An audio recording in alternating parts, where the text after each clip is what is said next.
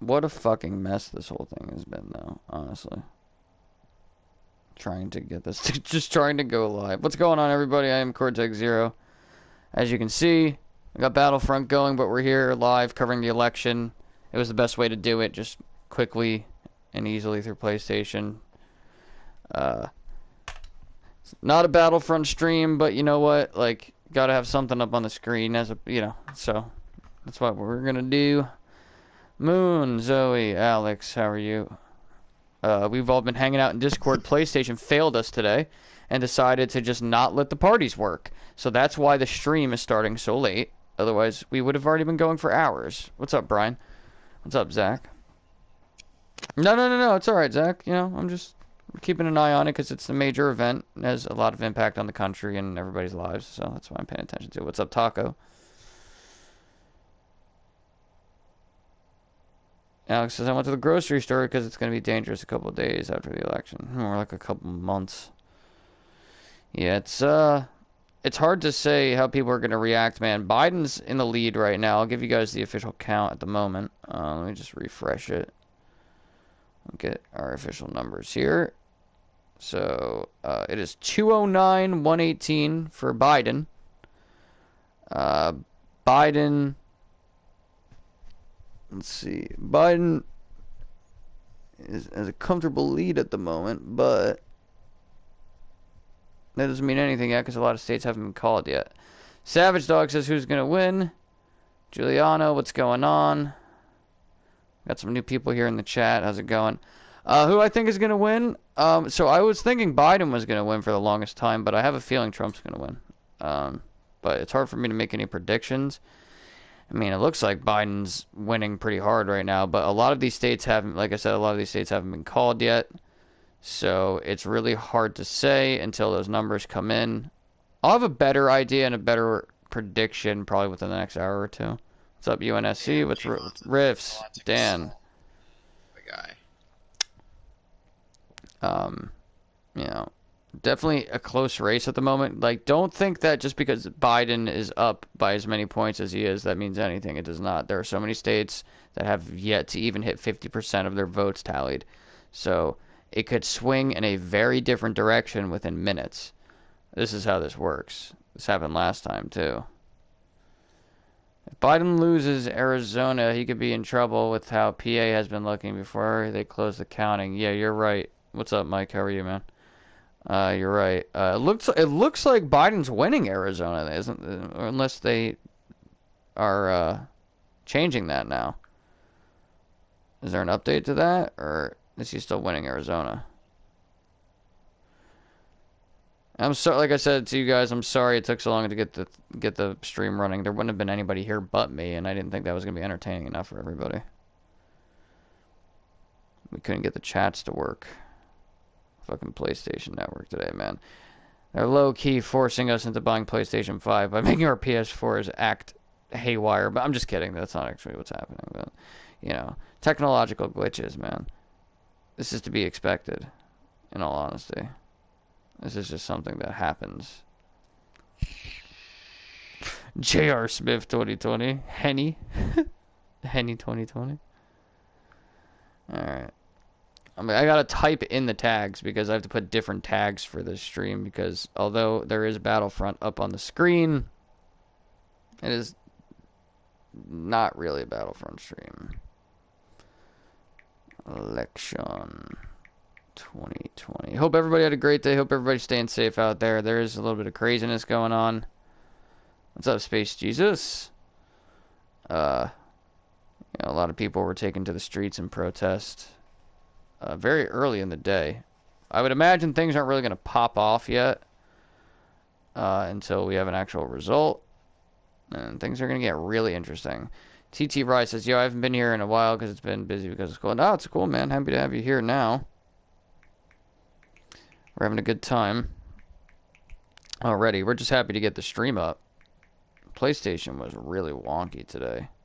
It just wouldn't let us use the parties. The parties weren't working. We couldn't hear anybody. It would boot us from it. It was incredible. Just fucking amazing how it was functioning earlier. Let me get the thumbnail up. I made a nice little special Biden versus Trump thumbnail. Alright, now the tags.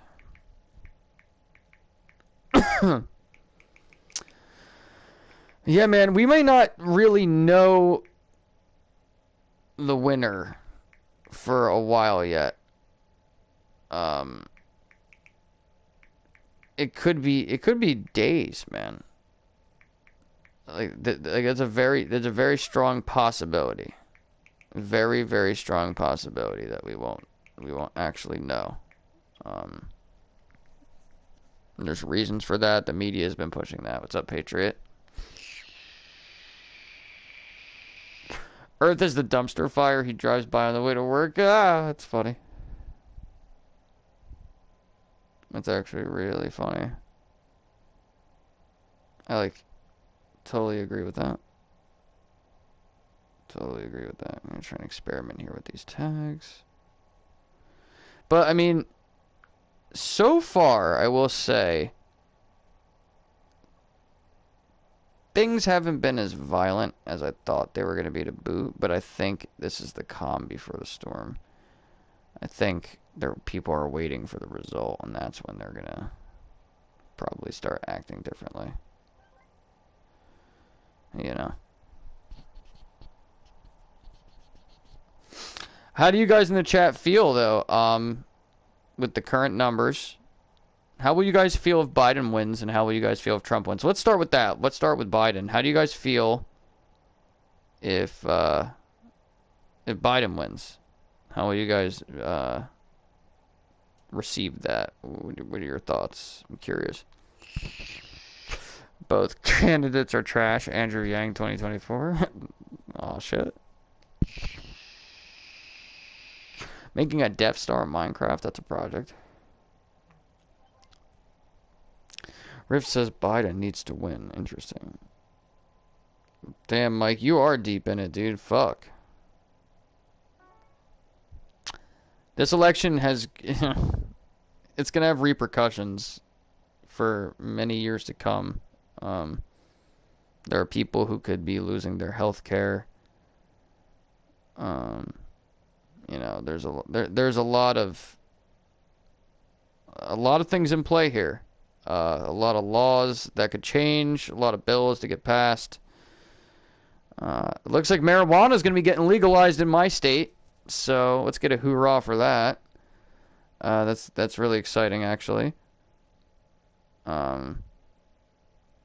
Very, very pleased with the numbers that I'm seeing for that. It's really, really exciting.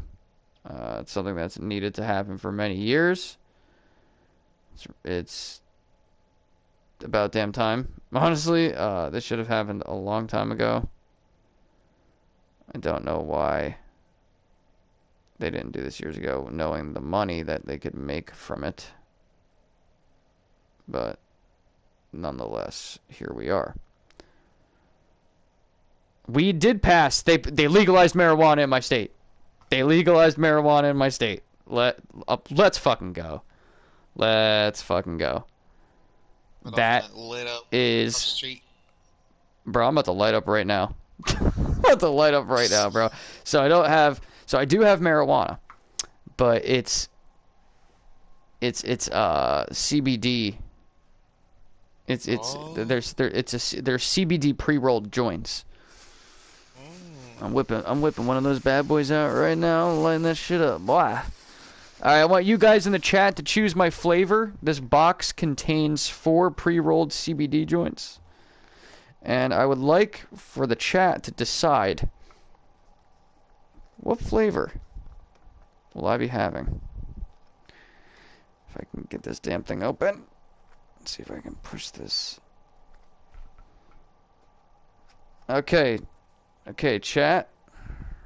Jack was taken. What's up, man? Happy to have you guys here, by the way. Make sure you just smash the like button. Let's move the chat up in the search so all of YouTube can see us. Alright, guys. Mango, Kush, berry, or jungle juice? Which flavor? Is that official, though, Zio? Is that an official official decision there. It sounds like marijuana just got legalized in my state. What's up, Palpatine? All right, so a lot of people in the chat are saying berry. So I'm gonna grab this CBD pre-rolled joint. And I'm gonna smoke that shit right here. Gonna smoke it. I am streaming right now. We're doing it. What's up, Dragon's Nest? All right, I'm about to, and in celebration of the legalization of marijuana in the state of New Jersey, I hereby light this joint in commemoration of our victory.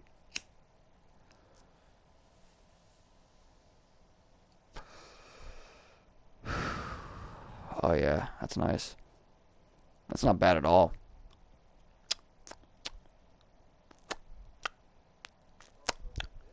Nice. Yeah. I'm pretty sure this is official here. He said my ass 2020. All right. Too bad. I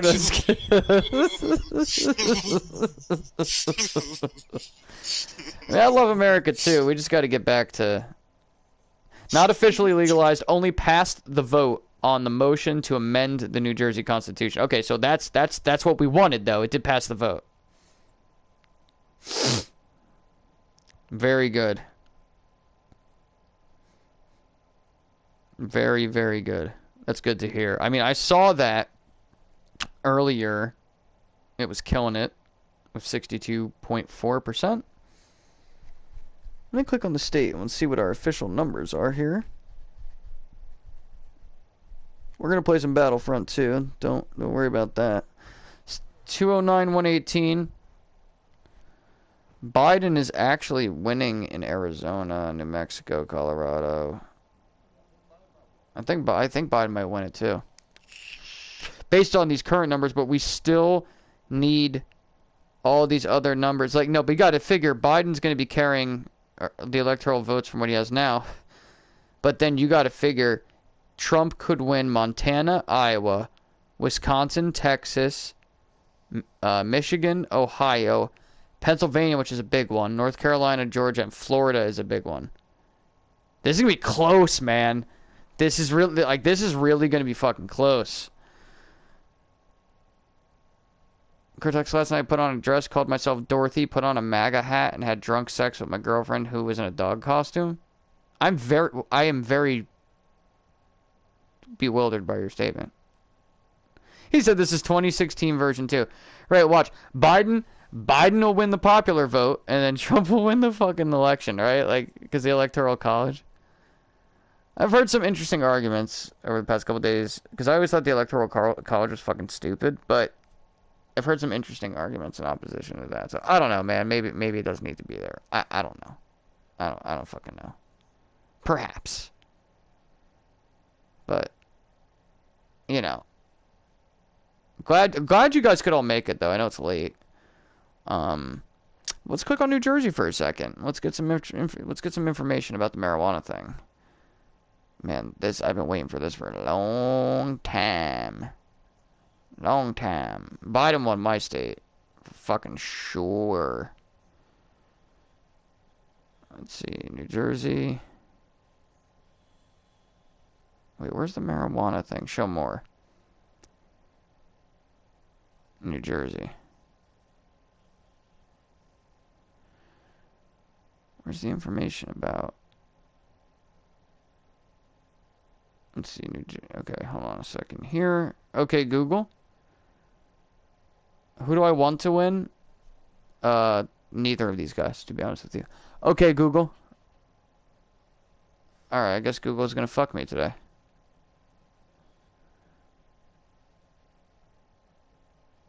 It's cool, though. New Jersey marijuana. There it is. Election 2020. New Jersey voters approve legal weed ballot question. Voters overwhelmingly passed legal weed ballot. That is amazing. I'm gonna read this to you guys. New Jersey voters overwhelmingly New Jersey voters overwhelmingly backed a ballot question Tuesday permitting the possession, sale, and use of marijuana for adults 21 and over, getting behind a measure long sought by social justice activists. The Associated Press called the race just after 9:30 p.m. with just about 67% of New Jerseyans voting yes and 32% voting against legalization, with 57% of votes counted. New Jersey becomes the 12th state to legalize marijuana for recreational purposes. There are election day ballot questions in 3 other states, Arizona, Montana, and South Dakota, where polls just recently closed. According to the Associated Press, the ballot question was approved by voters in all 21 counties. We did it, New Jersey. Governor Phil Murphy tweeted, public question number 1 to legalize adult use marijuana passed overwhelmingly tonight, a huge step forward for racial and social justice and our economy. Well, hey, man. Gotta say, yeah, Zio says it will be taxed and very likely regulated in regards to potency. Time will tell. Cap Priam, what's going on? Presumption, what's happening, man? Wait, before I have Cortex remove you as a mod. Wait, what?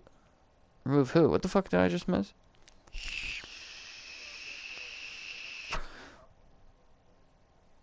Why? Palpatine, stop spamming.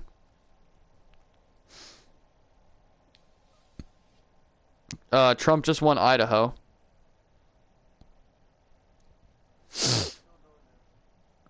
Well, if he wants to remain a moderator, he's gonna have to fucking chill out with that, or he's not gonna be a moderator much longer. I'm about to clean house on these moderators if they don't chill out with that. Yeah, man, like, if you're a moderator and want to spam a message, like, 2, 3, 4 times, like, that's fine. If it's something funny. Fox called Florida for Trump, says Taco.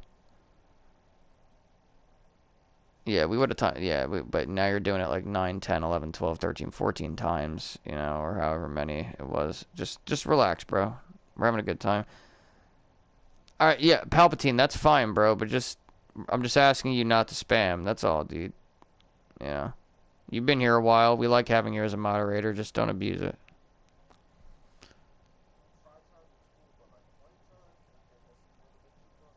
It's excessive, yeah. Man, I'm fucking thirsty. Alright, so I'm not seeing any... They haven't... Alright, they called it for Trump, but it still says 118. They're not changing the fucking numbers.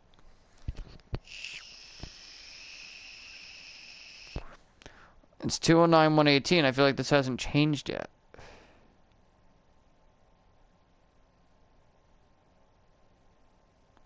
Biden is comfortably in the lead at the moment, though. Indeed, Zoe, indeed. Florida is really, honestly, done for red. They're not going to call Florida or PA till they're 100% tallied. Yeah, I agree.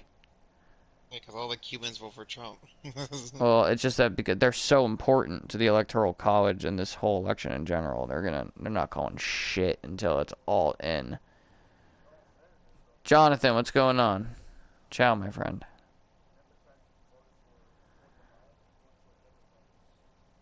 Right.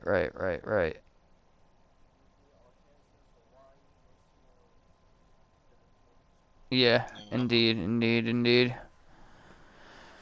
Oh, man. Because I'm looking at all these other states that have yet to be called that Trump is currently leading. So I can get all the information. So right now, Trump's leading in Montana, but with only 34% reporting, which means only 34% of the votes are in.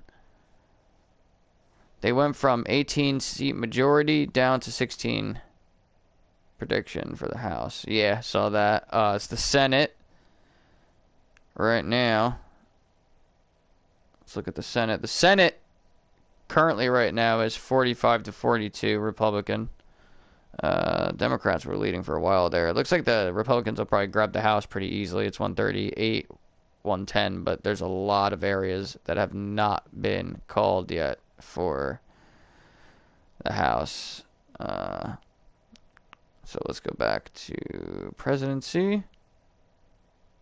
I do like Google's setup for this. I will say it's actually not bad. I like it. So now Texas, big state, a lot of electoral votes there. 77% reporting, 38 electoral votes. So let's do some math here, man.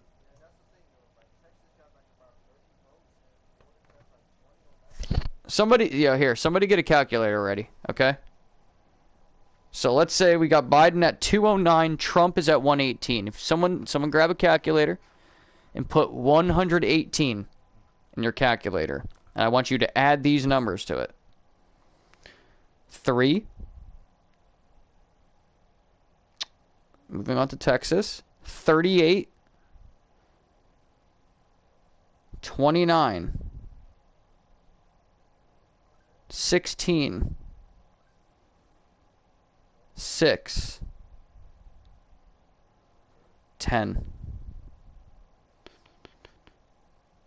16.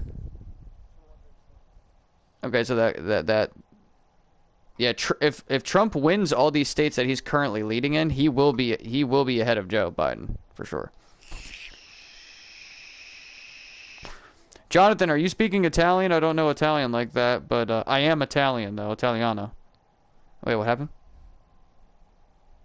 Those numbers I just gave you were just Montana, Texas, Iowa, Wisconsin, Florida, and Georgia. That does not include Pennsylvania, Ohio, Michigan, and North Carolina.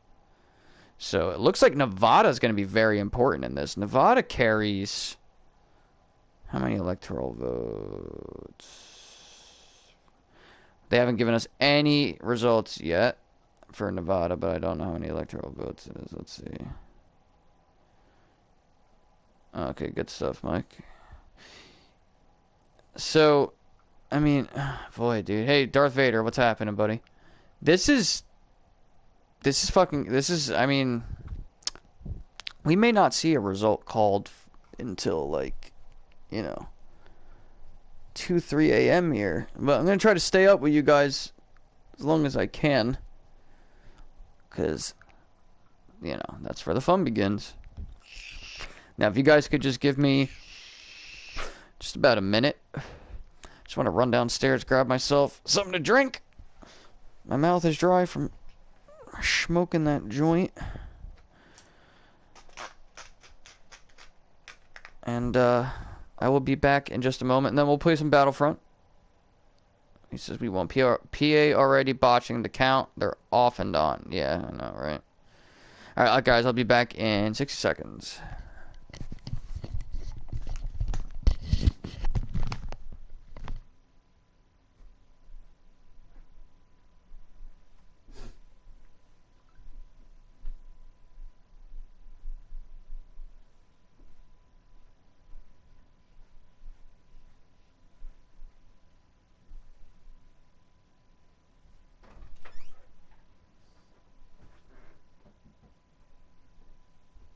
Giggity.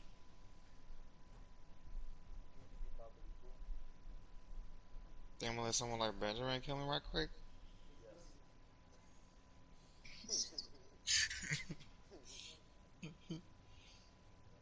Bro, let me send you the link to that Kellogg shit, bro. You gotta watch this. Bro, bro, it has 3.5 million views in 1 week. Bro, it's called Breakfast on a Wednesday. I'm gonna send you on a snap, bro. You're gonna die laughing. Just remember, he's trying to quit eating Kellogg's. It's just funny as fuck. Go watch that shit real quick, bro. It's only 2 minutes. That's it. You're gonna die laughing.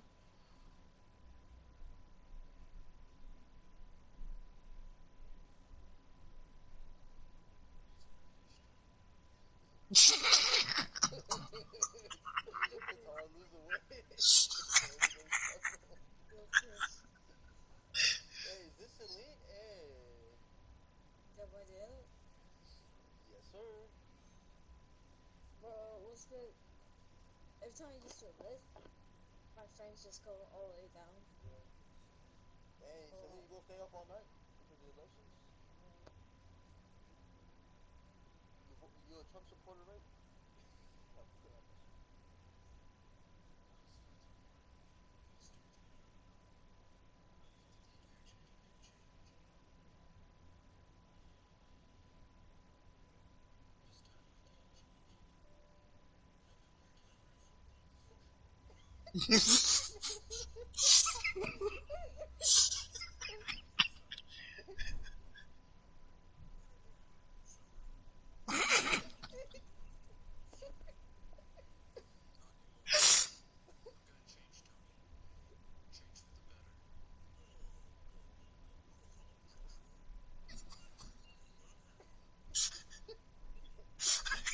He ain't gonna grab it.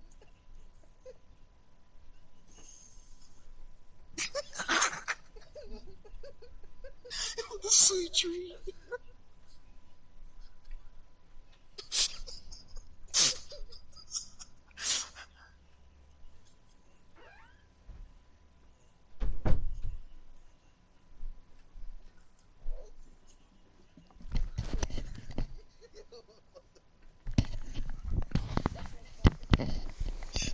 All right, now we're back. Georgia, Texas, and Florida are definitely going to Trump. Don't be so sure about Georgia yet. I'll give you Florida, but yeah. What? Are you serious? Wow. That's how you know someone doesn't give a fuck.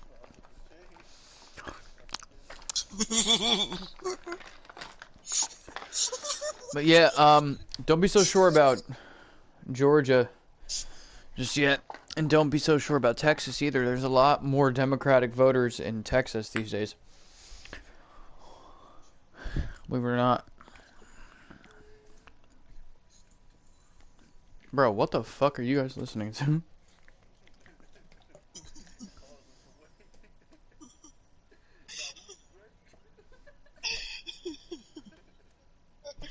Chris, it's not What cool was to your make fun title, of people. Chris?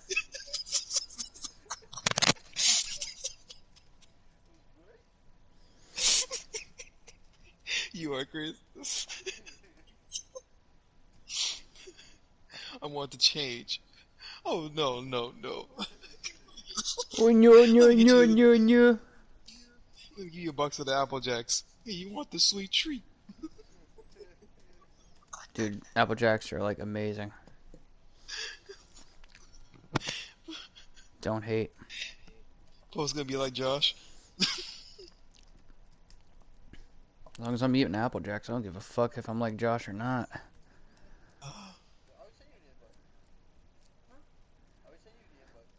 I didn't get no invite. I didn't get nothing. Did you give me an I invite, didn't give Chris? shit. I didn't give shit. Oh, okay. Oh. Make sure you stay clear of the riots. Oh yeah, Patriot. I'm nowhere near any of that, man. I'm in rural New Jersey. I'm in the Pine Barrens. I'm away from the madness. Biden won Arizona. Oh shit. That is an upset. Ooh, but Trump's in trouble now. Trump is in trouble. Because Biden won Arizona.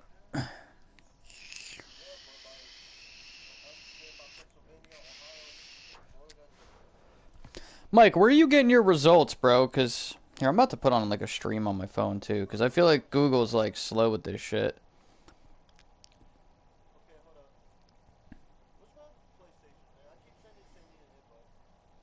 That was happening to me earlier too with invites.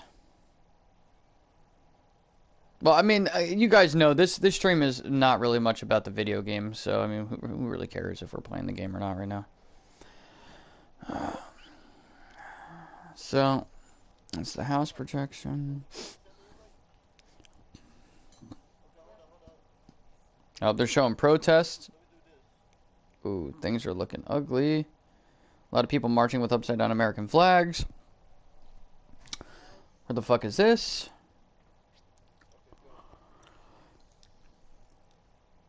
Ah.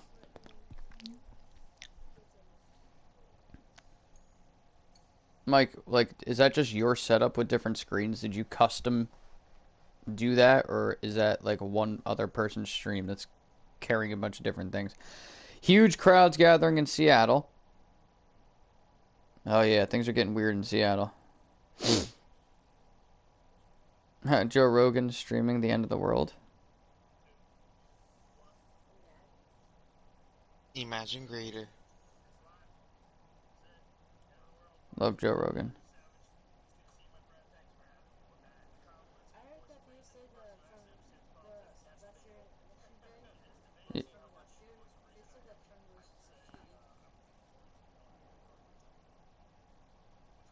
That Trump was cheating. Interesting. Well,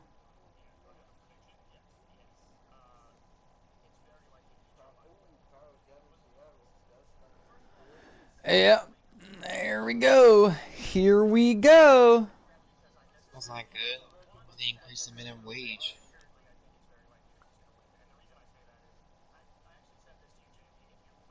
I gotta restart my phone. My audio is being weird. I think Discord fucked with it. That's cool. I got Zio. Zio's keeping me updated here. If Trump gets Pennsylvania, he wins? No, not necessarily. It'll help. But, I mean, he lost Arizona, man. He kind of needed that, bro.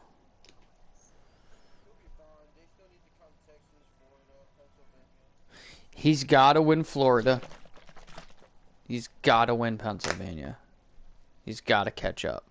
These other Midwestern states, if he wins that, it gets him closer. But if Biden picks up some of those bigger states, man, Trump's going to be in deep shit. But, you know. If Trump loses Texas, it's definitely over. Definitely over. Yeah. 110% agree with you there. Okay. Okay. This is getting interesting. This is getting interesting.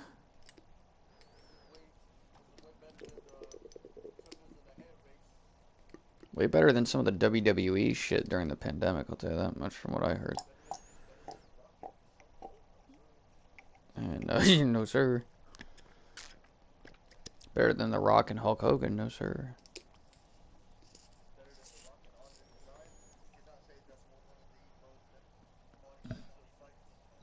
They have never wrestled. No. So. Oh, Hulk Hogan and Andre the Giant. Oh, yeah, bro. Huge, huge event that was.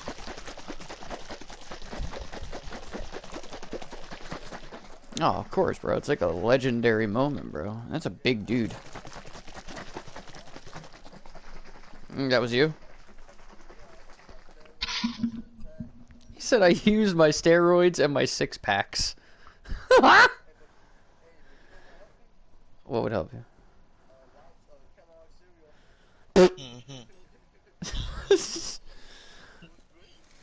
Get dirt.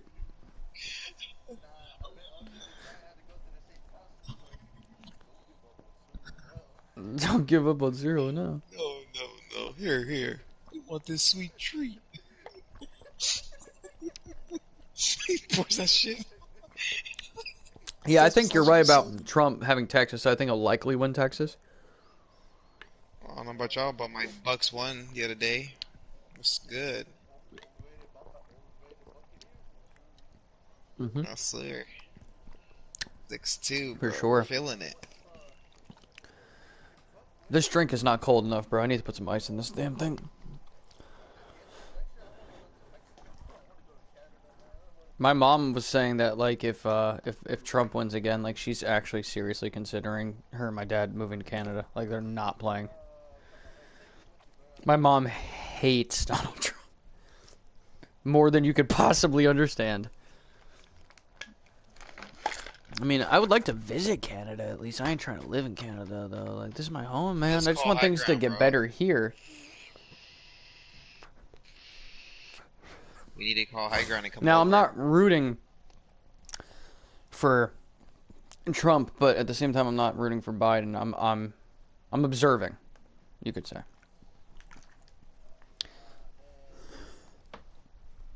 I don't like either of my choices. Listen, no offense to anybody that voted for Trump. No offense to anybody that's voting for Biden or a hardcore follower of either. But, you know, I would rather see someone younger. I wish they would lower the age to 35 for the president. Get some fresh faces in there. But, you know, just observing here. It's definitely an interesting situation that's developing. Especially in Seattle. Seattle's really popping off right now, man. There's like a major crowd gathering in Seattle. They've been there all day, but it's gotten really big. You can find it if you search election coverage or just election live on YouTube right now. You can see it. Yeah, I can't hear Chris either. Term limits for Congress? Oh, Zio, well said. Term limits for Congress would be so groundbreaking. That would change so much. Yeah, Chris wasn't that type. I know, incredible, right? Yeah, he should have had those Kellogg cereal.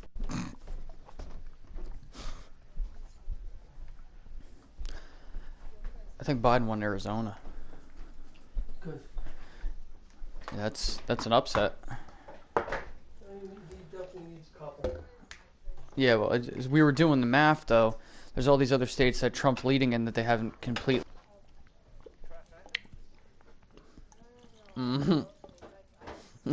Chris was like, trash randoms? Sounded like excited over it. Trash randoms?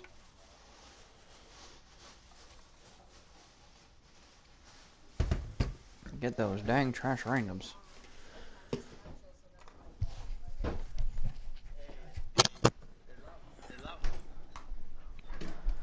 Good boy, Jim. Hi. What? Puppy. What?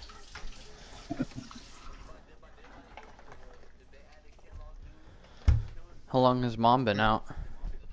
I played if they had Chucky. She's in and out. Yeah. All the excitement. Oh, bro. Well, yeah, I keep going back and forth. It's like yesterday, I'm like, yeah, I don't know, maybe I think Trump might win now, and then now today, I'm like, I don't know, I think Biden might win. I really don't. I don't know. Yeah, I don't know. Relax. Yeah, I don't know. The thing is what we've been bringing up is the fact that there's a lot of states, including primarily Pennsylvania, Yeah. that there was an exorbitant amount of The mail. mail-in Come on, votes. Chris. Oh yeah. I want that sweet treat. That it's like, and they all favor the Democrats. So it's gonna be one of those things where it's gonna be close, but as the week draws on, there'll be more and more Democrat votes counted.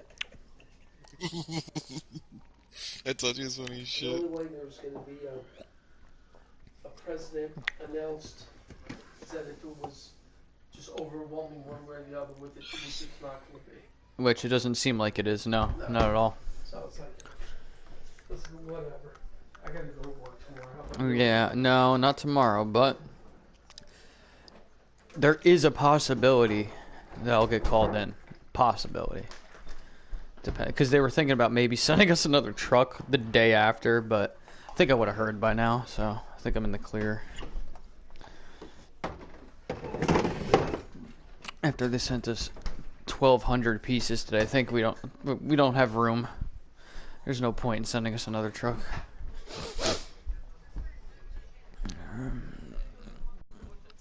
Chris? Sure. Yeah. Shout her out. Yeah. You can tell her to come into my chat and drop her a link, dude. I'll give her a moderator real quick. If you guys in the chat heard that. Chris here's got a friend, I guess, who's gonna start streaming. What, like, now, do you mean stream tonight, or just, like, streaming, like, she's gonna start becoming a streamer? Yeah, if she wants to, you know, promote in my chat, I got no problem with that. No problem with that. Trump is really pulling as much as it's the unpopular opinion. Alright, well, we're gonna go into a random game mode. I guess we'll play Starfighter. Why not? Let me start my phone back up. Because the audio was being kind of strange. Why you always lying? He's gonna say it again, I'm just letting you know.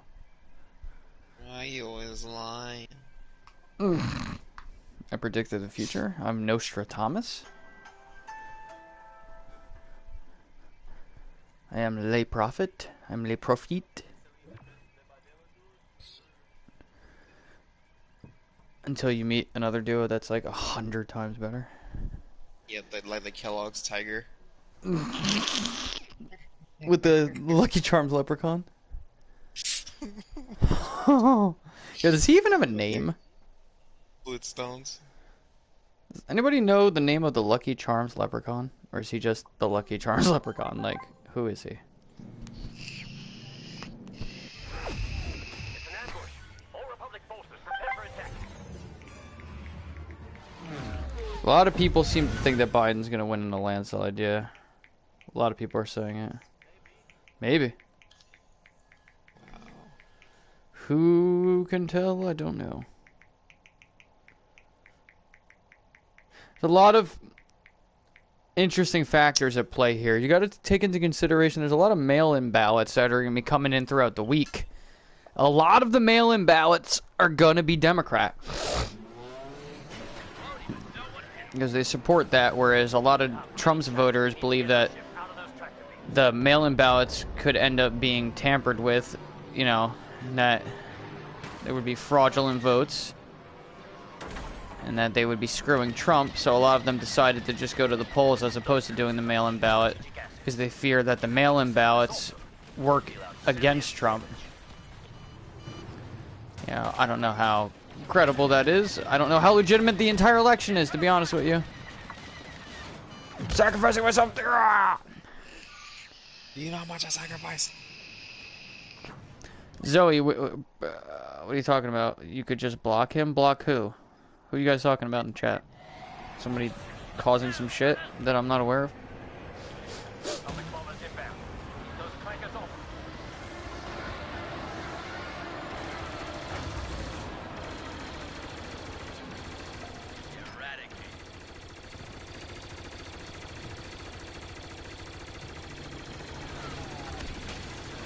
Free our cruiser. Disable those tractor beams. Ooh. It's possible, yeah. It could, but the thing is, this is what's gonna happen. This is my prediction. If Trump wins, Biden's gonna contest it and want like a recount, or he's gonna go through some kind of process to contest the election. If Biden wins, Trump is going to contest the election. This is expected. Everyone expects it. They are not gonna fucking stop until they are 100% sure that the winner has been declared. They're going to do everything they can to fuck it up for the other. I'm telling you, man. Like, that's how this is going to go.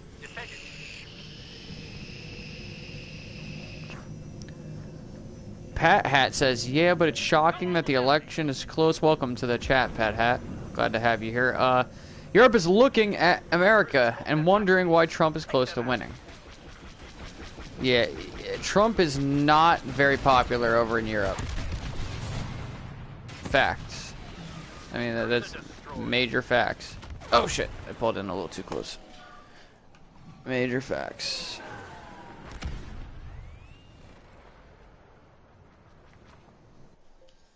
I love you. Are you watching the election? Comma, it's pretty close and I'm covering it on my YouTube channel. I'm live.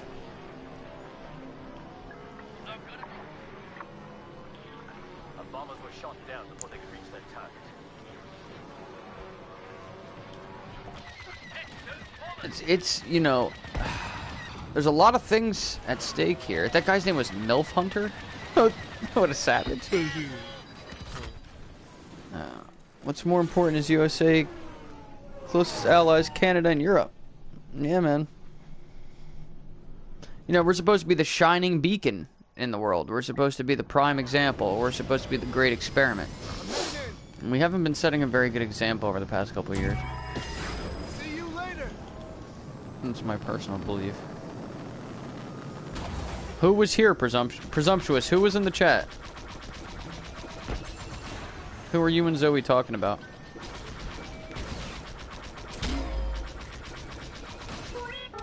I know. We're hit, pal. Taking a lot of heat over here. We're not banning you. Go easy. Impossible. Sector beam's critical. Don't let up. Sci-fi, what's up, bro? Our numbers are starting to thin. Rough this up fast or we'll need to withdraw. Damn, they're whoa. What the fuck? Zio, what was this dude saying in the chat that got them all riled up?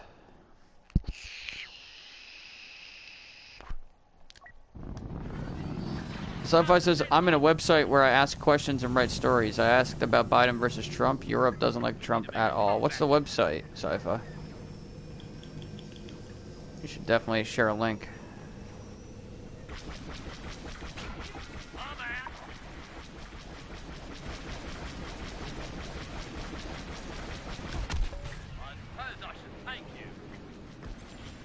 Double kill. Yeah, yeah, you're right, dude. National Guard's been deployed all over the fucking place.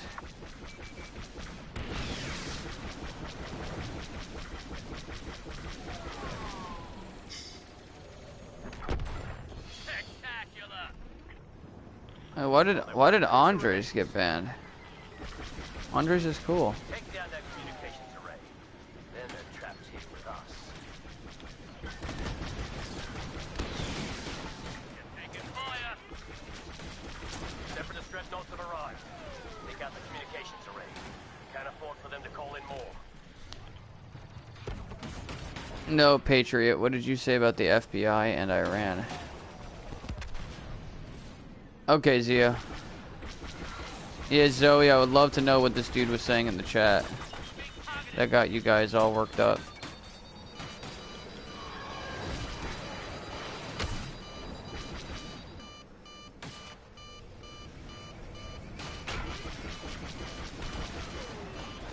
Our bombers have arrived. Help them compete. Yeah, I know. I know, dude, I really do. Well, it's not get it working, it's get one. My dad's on the damn thing so much. Sharing gets like out of the question at this point. Keep them from calling reinforcements. Hey, dude, you know, good possibility. I mean, that's who I thought was gonna win for the longest time. And damn.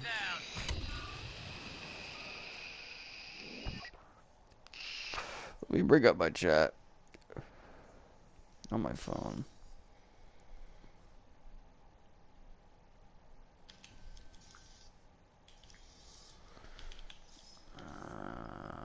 Ooh, we can bring in Luke Skywalker. Trust the Force.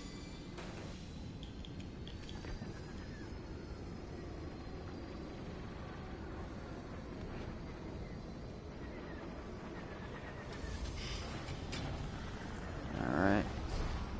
We'll bet that's HEV. It's just funny. Our bombers made it through. Good work.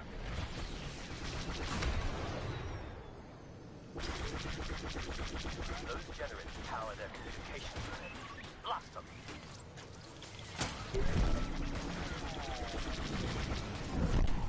I hate those stupid reveal abilities. Ugh. Rather just play the objectives.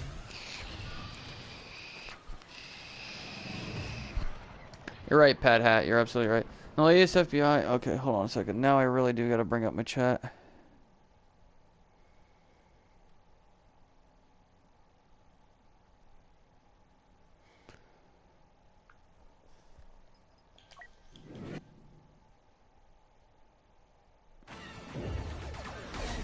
We've met our match. Retreat while we still can.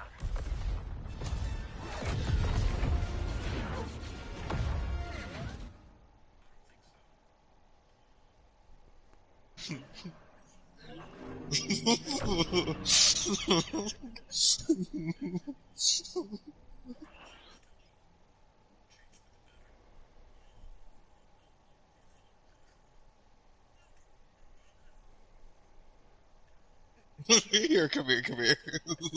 You don't be that. You want this tree? I'm back out. Come here.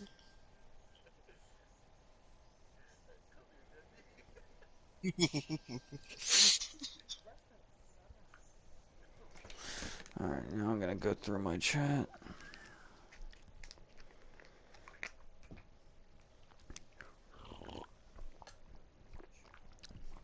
Alright.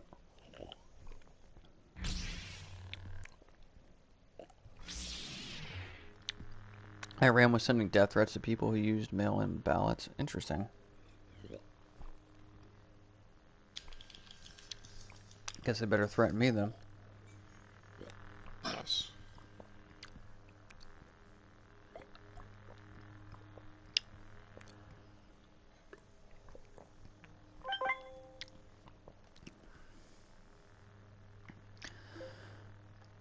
It's higher than that now. I'll tell you in a second. Don't know if Gemma's watching the stream, but love you, Gemma. I know you're messaging me, and I know you know I'm live, so you may be watching.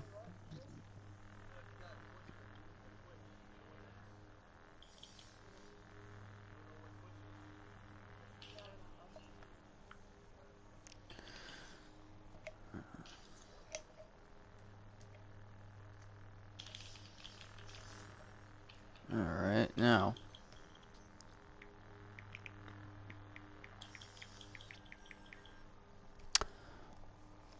It's 213, 118 for Biden.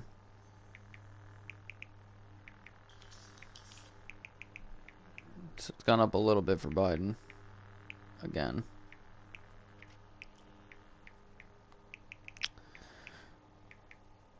I'm just gonna do some checking.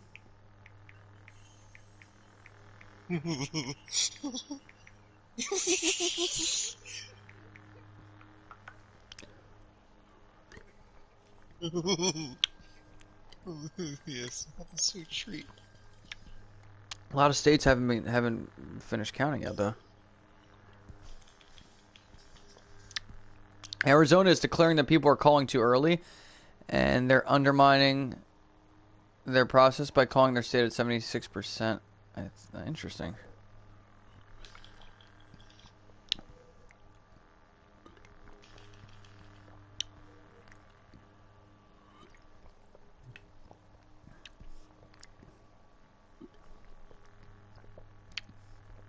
You know, American Patriot.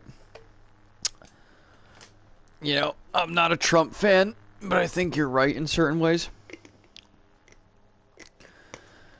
The Democrats are very much in control of the media. Things are very biased, and I don't really like that, you know. And I'm admittedly someone who leans more to the left than I do the right. But it depends on what we're talking about. Like, I'm not a Democrat or a Republican because there are things that I believe in on both sides. I'm a constitutionalist, too. Like, I'm very pro Second Amendment, but at the same time, I'm not, like... I'm pro-choice, too. You know what I mean? Like...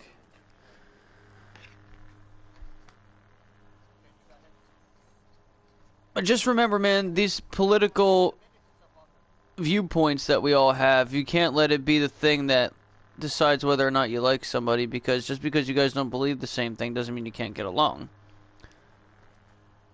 Nah, I hate you. Oh, yeah. Oh, it is.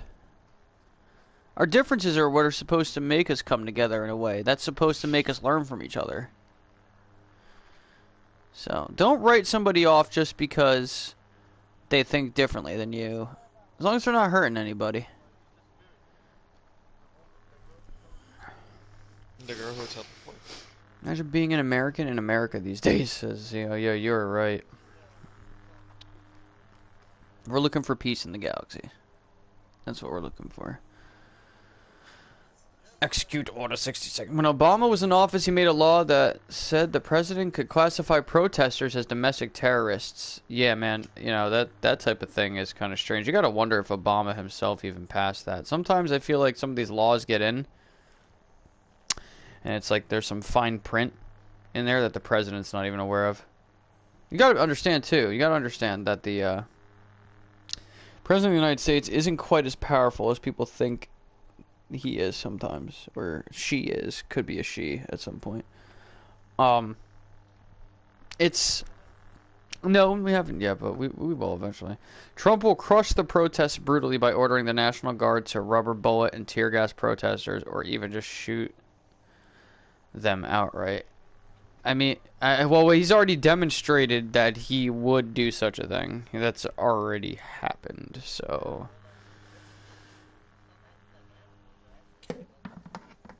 You know, the thing is that I do believe action has to be taken if a city is completely out of control and people are burning down buildings and people are getting hurt and stuff, yeah. But if people are out there peacefully protesting, don't send in the fucking National Guard to rubber bullet and tear gas people just so you can walk across the street to pose with a Bible. That was the dumbest thing I've seen.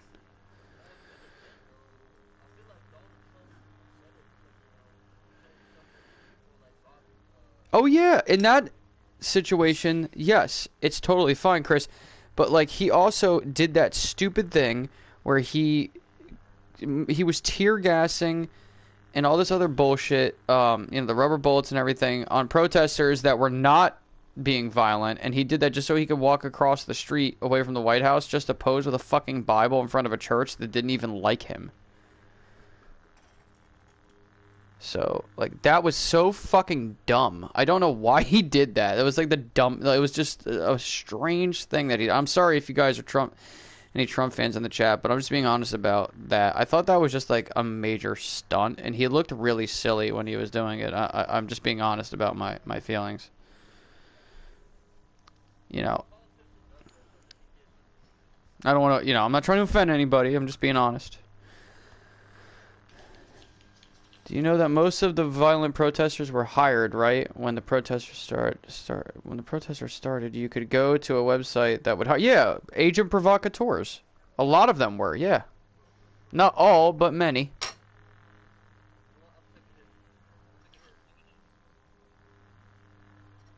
There are many agent provocateurs in situations like this. They come in, they jump out of a black van with a MAGA hat on, and then they lay down a pile of bricks for people to use to throw up buildings, and then they get back in the black van, go around the block, and they come out dressed in fucking, you know, vote for Biden shirts, doing the same shit. They play both sides. They rile people up. It's fucking ridiculous. Emperor Palpatine says Biden is winning by a long shot. It's now 223-118 for Biden. Yeah, man. I ain't gonna lie to you. I think Trump's in trouble now. But these other states haven't been called yet, man. Texas, Florida, Pennsylvania. You know, Trump's gonna literally have to win. He's got to win like all of those states.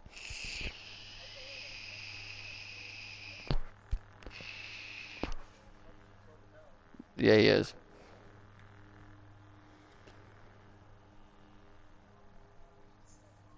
Zio, you got any other updates from any of the streams that you're watching?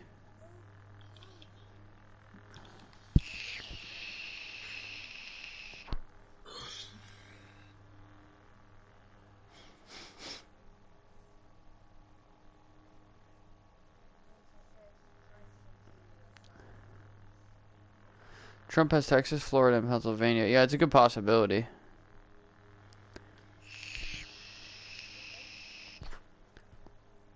The Google one isn't updating. The states that Trump's won, Florida has already been called, and I could have sworn Ohio got called for him as well. Yeah, somebody said that earlier, Taco. Let me look this up. I'm gonna look on YouTube. They have streams going, and I can find it.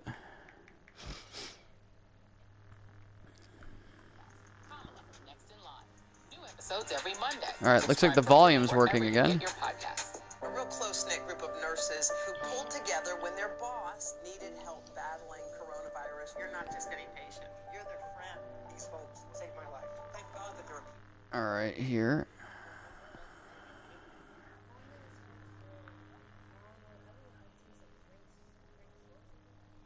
Fox called Florida 45 minutes ago. Pallets of bricks are suddenly appearing like power-ups in Mario. Yeah, bro, that's been going on all day, bro. They're trying to start shit.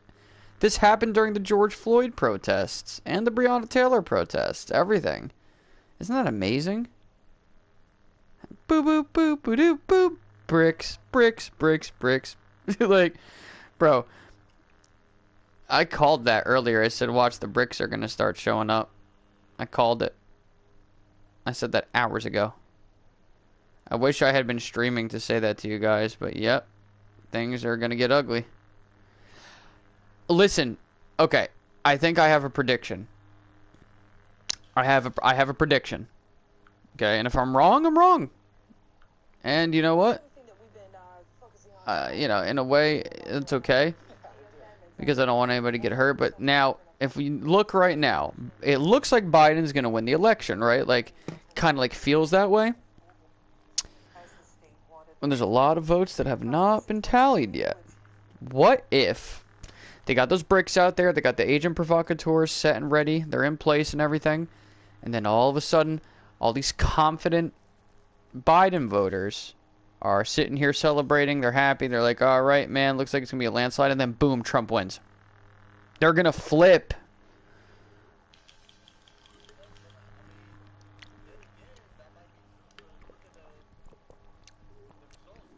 So, Star Wars fan. Texas apparently has been called for Trump.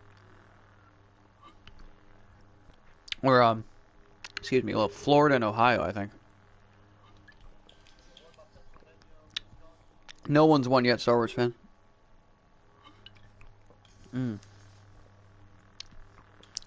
Trump's gonna win Florida. Trump did win Florida, apparently, according to Fox. These are Cubans. Well, sometimes these news networks call a state, and then they have to like change it. It's happened in the past, but I mean, they usually don't do it. See how much information I can get. Shit's gonna hit the fan either way. People are literally expecting chaos from it. They want it, they're looking for it, and they're probably going to get it. This is what the populace thinks it wants because the media told them that's what it wants. They drove it into their fucking minds. This is the fucking plan. They are duping everyone. This is a bamboozle. It's a fucking magic trick. Don't fall for it.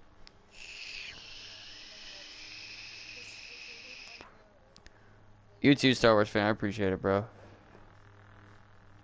Yeah, man, they definitely want to incite some kind of violence because then, again, you know, with that, they can pass new laws. They can declare martial law. I mean, let's not jump to conclusions here. That may not happen, but this has been such a crazy year at this point. I can expect all of it, and all of it seems believable up to this point. I really do believe that when I say it. He gets to kill me through that. Yeah, right.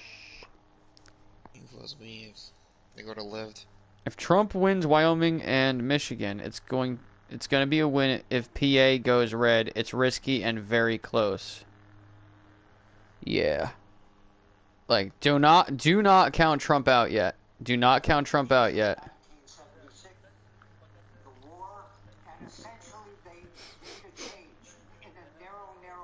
Rhode Island is too early to call. It's a difference of 1,000 votes, almost 2,000 votes, with Biden ahead, but not by much. Trump could win Rhode Island. Could win Rhode Island. What's up, Cookie Monster?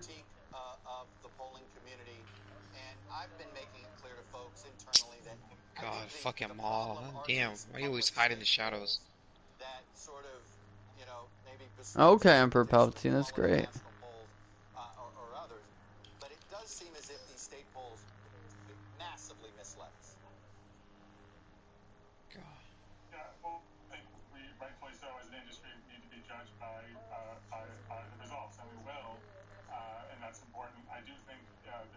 it's important right now to keep perspective. We have talked about how this election is being decided two ways, one on election day and one with voters who voted earlier by mail. And those votes in places like Pennsylvania are in many places are yet to be counted. Trump confirmed one in Ohio. Okay. Thank you, Taco. One is that Joe Biden is leading nationally by over 1.1 million. Because it says 223 Biden, 136 Trump. So okay, Trump is catching up a little bit. Again, these numbers are going to change.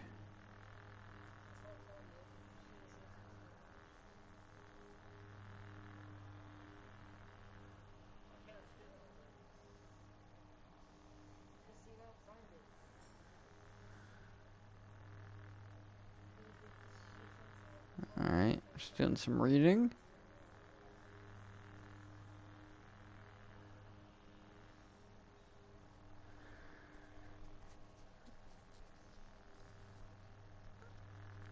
This is quite interesting. American Patriot says, I have news. Go ahead, Patriot.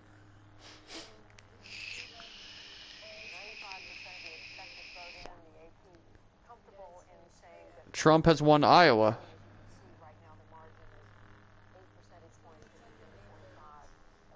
Trump has won Iowa, confirmed by PBS. PBS is calling it.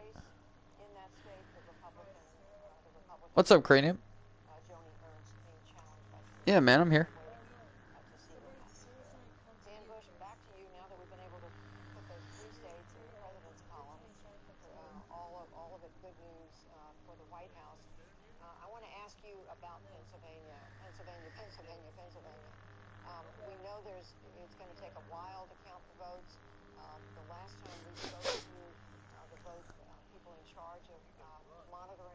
What's going on, Cranium?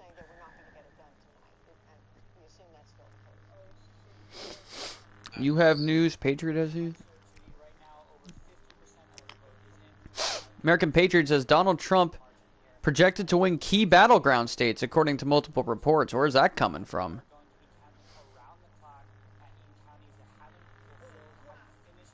That's true, Pat Hat. Very true. Trump 57 to Biden 41 in PA at 60% counted. Yeah, Trump may win Pennsylvania, and that'll be big. Yeah, 57-42. It's 57-42, actually, according to PBS.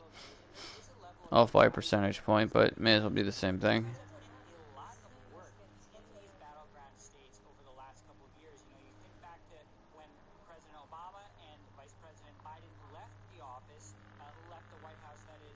Oh, he went to bed, Palpatine. I'm pretty sure.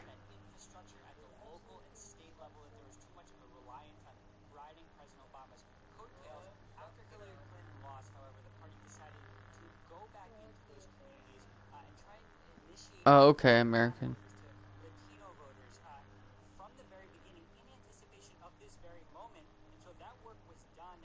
Alright. If Trump holds on in every state he's projected to win as of right now, he'll have 279, not including Wisconsin. That's true. That's very true. Very true.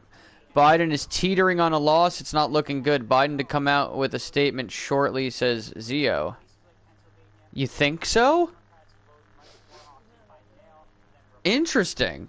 I mean, we're looking at the numbers right now, right? So obviously Biden's got a comfortable lead, but again, these states that Trump is leading in, if he grabs all those states, he will win.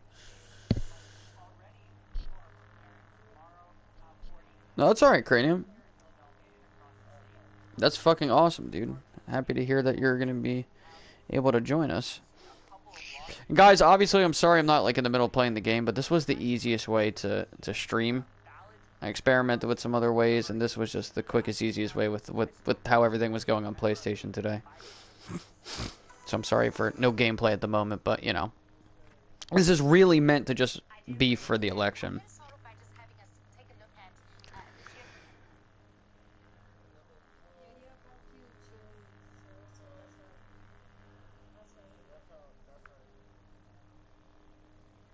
Okay, so we got new numbers here. 223 Biden, 145 Trump. Trump is catching up. Who are you voting? I already voted, and I'm not going to disclose who I voted for because, you know, it's better if I don't.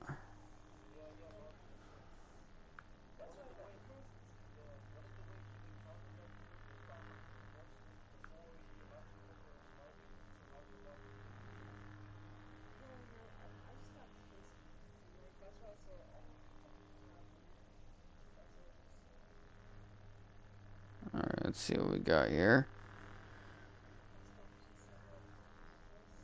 Biden, even with Arizona, unless he can turn around Texas, Pennsylvania, and another state or two, won't be able to keep up with Trump if Trump holds on. That's an interesting statement. Biden, even with Arizona, unless he can turn around Texas, Pennsylvania, and another state or two, won't be able to keep up with Trump if Trump holds on. That is according to Taco. Taco reporting live for the Cortex Zero News Network. It doesn't work that way. Emperor Palpatine won't let you do that. It will not let you do that. Whoa. Whoa, whoa, whoa, whoa. Whoa, whoa, whoa. NBC showing a massive police force moving through the streets someplace. Yeah, try to see where that is. Try to see where that's at. Pat, the impeachment investigations that were made against Trump turned out to be not guilty. Do I play Among Us? Among Us is, that's my announcement for today too. Among Us is coming to the channel, ladies and gentlemen. Among Us is coming to the channel this week.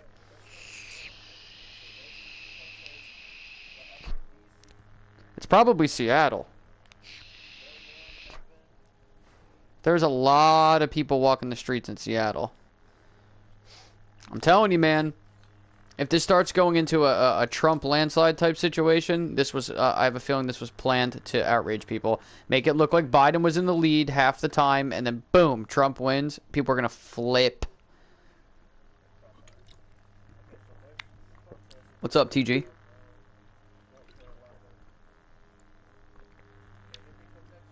It's cool, Cranium. You're good, bro. Say whatever you want in the chat, man. What's going on?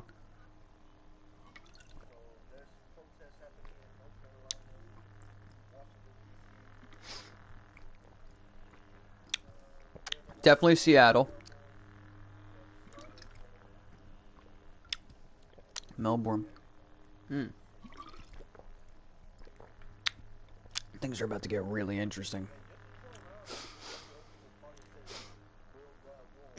Oh my god, bro. We can't even go into other parties anymore. Not the way we used to be able to do it. Not until PS5.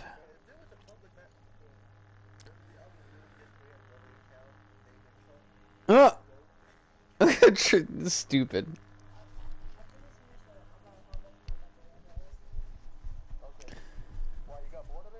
Reacting to you on a live Twitch. Oh, okay, that's cool, TG. Appreciate that, man. Yeah, we're just following the election here.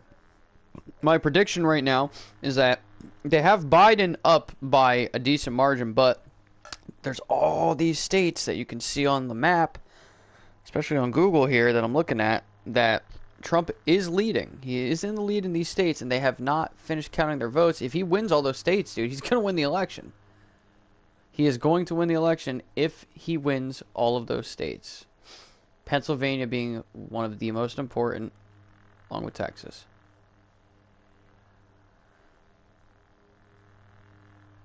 And Trump's not currently winning, though. Trump is not currently winning. The numbers are not. It is 223 to 145 for Biden, currently. But that doesn't mean anything.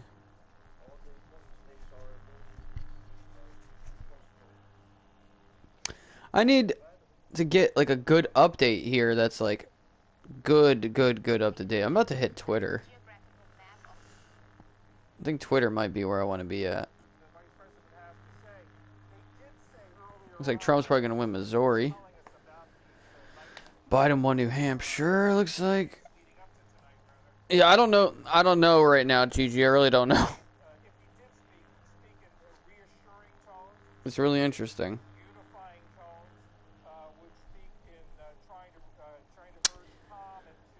Okay, I see what PBS is doing. Joe Biden will win Hawaii. Joe Biden will win Minnesota. Trump's going to win Ohio. Trump will win Montana. Trump will win Iowa. That's the latest.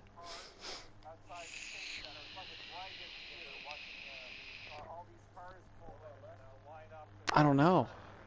Let me go to the map.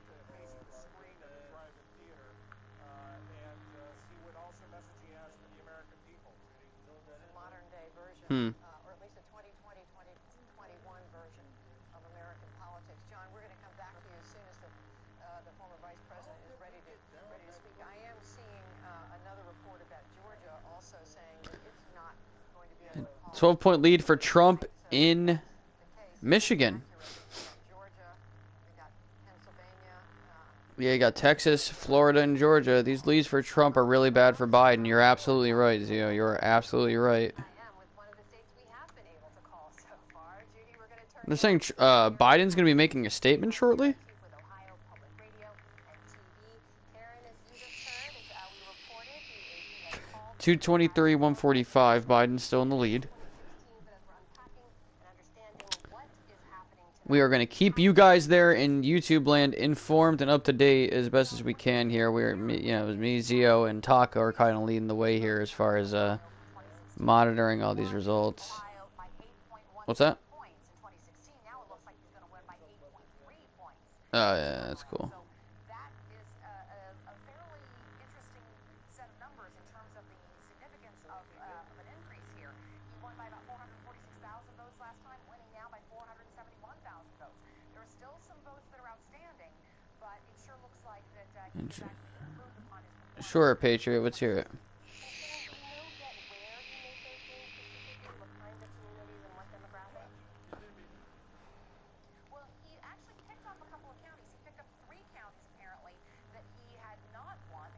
Interesting.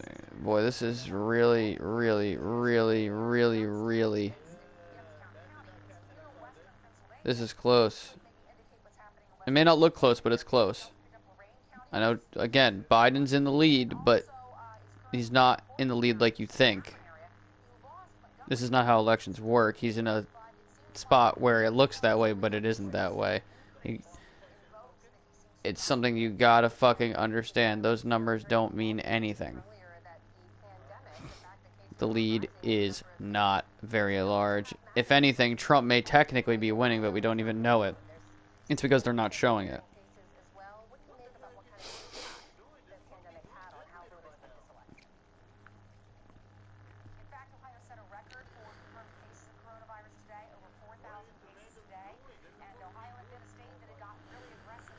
Alright, let's see what we got here. Let me refresh on Google. 223, 145 for Trump.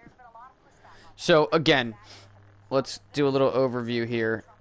Trump is leading, but they haven't finished counting in the following states: Nevada, Wisconsin, Texas, Michigan, Pennsylvania, North Carolina, Georgia, and Florida. If Trump wins all of those states, he wins. I'm hearing stuff about Biden stealing Georgia. I don't know how true this is. Well, they were saying earlier today on the news that Biden had a chance at Georgia, that he could make a play at Georgia. Let's get the official numbers on Georgia. 83% reporting. No, he ain't going to take Georgia. I'm looking at it right now. 16 electoral votes for Georgia. 83% reporting. There's little blips and blurps of blue, but most of it is red. Trump should win Georgia.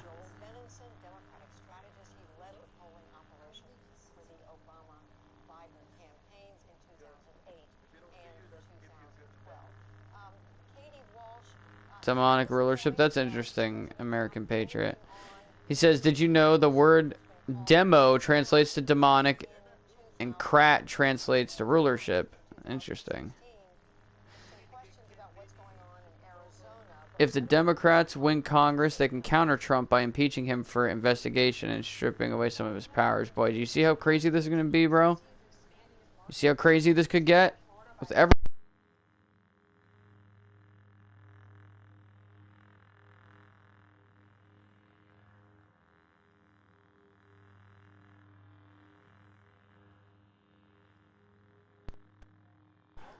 Trump is only plus +0.3 in Georgia.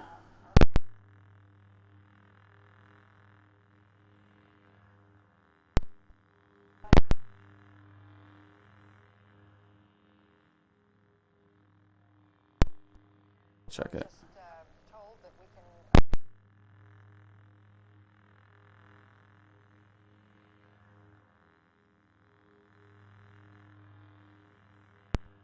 In Florida, they're calling it. They're calling it now. Trump won Florida. Trump won Florida. Sunshine State. This was a state Joe Biden put a lot of effort into. 223 to 174. Trump is closing the gap. Maybe it was today. She was in Florida and made a couple of stops there today and in North Carolina while Joe Biden campaigned in Pennsylvania. But we are able to call Florida. I just read your mac and cheese thing. Zio, that's fucking funny. Motorcade making its way to downtown Wilmington, where he will step out and speak to the cameras and speak to a crowd of supporters who are there in their cars. Again, as we said, the modern day 2020 version of a campaign rally, not in a ballroom, but in a parking lot, with the cars all pointed in the same direction. We're waiting for him. While we're waiting for him to speak, Joel Dennison. Interesting. The president holding on to Ohio. We're waiting to see what happens in Arizona, but you just heard what Katie Walsh said. What's your take? I'm going to the site that you just sent me, Zio. He said Kanye 2020. Go easy, goddammit. So that's saying 223 for 144. Well, that ain't right either.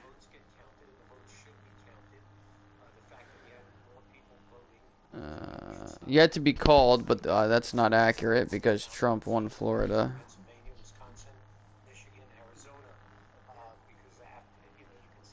I thought, well, that's the thing. I thought Trump was going to win Florida. Like I said that a while ago. Months ago. This is definitely a state that I would have expected him to win in. Alright, so now they updated it. So 223, 173.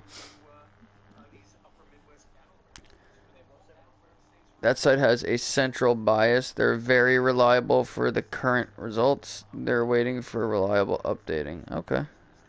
They're not calling like these news stations are calling.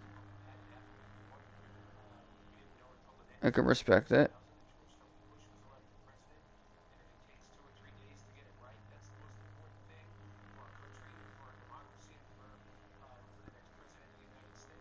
This is going to get contested.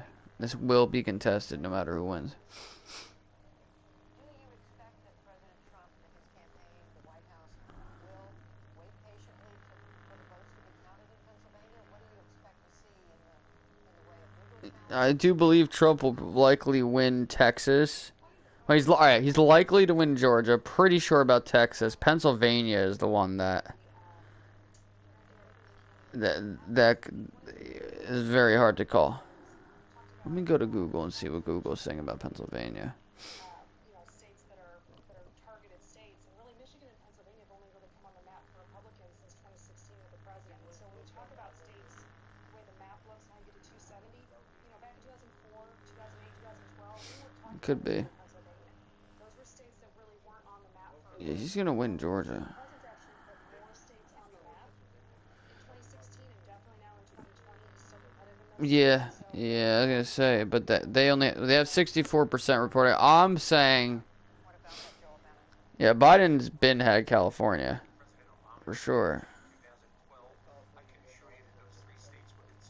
American Patriot. I think Biden lost Pennsylvania when he was like flip-flopping on the fracking thing.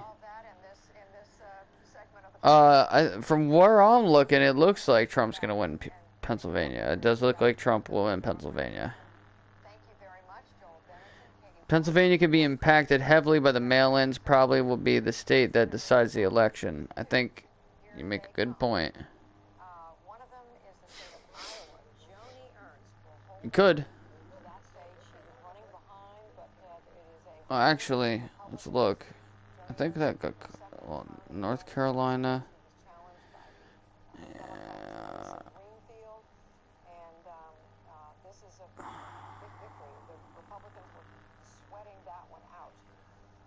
Mexico. This is a hold for the Interesting. Democrats. Ben Ray Lujan, So, member of Congress, again, is holding these are the states that Trump is leading in that have not completed their tallying of the votes. These are the states that Trump is leading in that have not finished counting the votes. The votes are still coming in, but he leads in the following states: Nevada, Wisconsin, Texas, Michigan, Pennsylvania, North Carolina, and Georgia.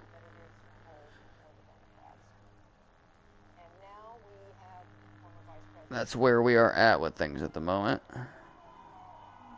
I think they're showing Biden live. Let me, here we go. Good evening. I'll play it for you guys through the headset. We knew this was going to go long, but who knew we're going to go into maybe tomorrow morning, maybe even longer. But look, we feel good about where we are. We really do.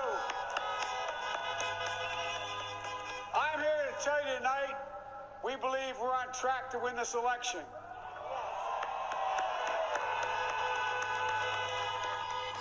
We knew because of the unprecedented early vote and the mail-in vote that it's going to take a while.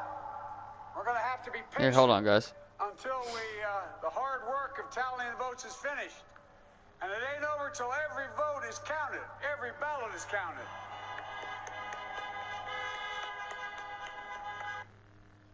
I got you, TG. Got you, TG. Hold on one sec, bro. I'm putting a link in the chat for you guys in case you just want to go over there and look yourself. Got you, TG. Hold on one sec, bro. For Minnesota, and we're still in the game in Georgia, although that's not one we expected. And we're feeling real good about Wisconsin and Michigan. And by the way, it's going to take time to count the votes. We're going to win Pennsylvania. I mean, we don't know that, though. That's, you know, you don't know. Folks in Philly, Allegheny County, Scranton, and they're really encouraged by the turnout and what they see. Look, you know, we could know the results as early as tomorrow morning, but it may take a little longer, as I've said all along. Zio. Place or Donald Trump's place to declare who's won this election. That's the decision of the American people. But I'm optimistic about this outcome. I want to thank every one of you who came out and voted in this election. And by the way, Chris Coons and the Democrats, congratulations here in Delaware. Hey, John, the Gov, yeah, the whole team, man. You've done a great job. I'm grateful to the poll workers, to our volunteers, our canvassers, everyone who participated in this democratic Damn, process. Patriot. Damn. I'm grateful to all my supporters Low here in key. Delaware and all across the nation. Thank you, thank you, thank you. And folks, you heard me say it before. Every time I walk out of my grandpa's Wow. house in Scranton, he'd yell, "Joey, keep the faith." And Let's see what happens, Zio, if Trump speaks. Let's see if they do the same thing. I would imagine they probably will. Thank you, thank you, thank you. Your patience is great. He's not telling anybody to go home, though. Not yet. He hasn't told anybody to leave yet. But I think they kind of get the hint. Yeah. Well, she knew it was over.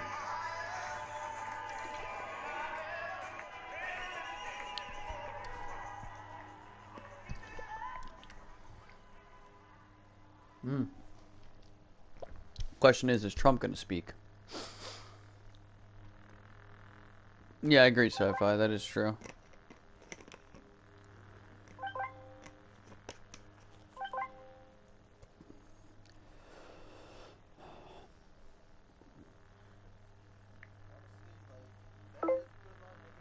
Biden may really end up losing despite being in this lead.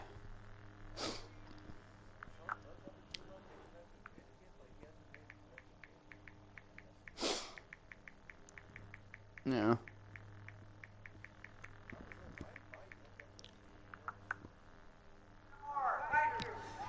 Oh, he said see you tomorrow, yeah. Yeah.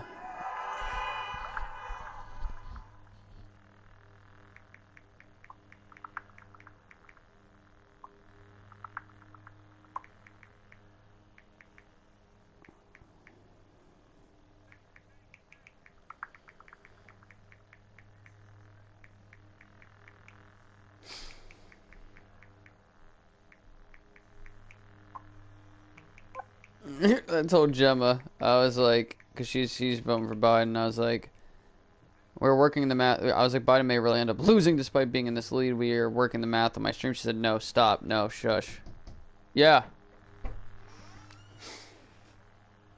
Huh? Be careful with that. Yeah, yeah, yeah. I like that one. And that's the sandalwood. Well, I'll go with the other one. Good night. Yeah, Biden's going to sleep too. We're keeping an eye on it though. Me too. Hey Jay, what's up? Welcome to the stream.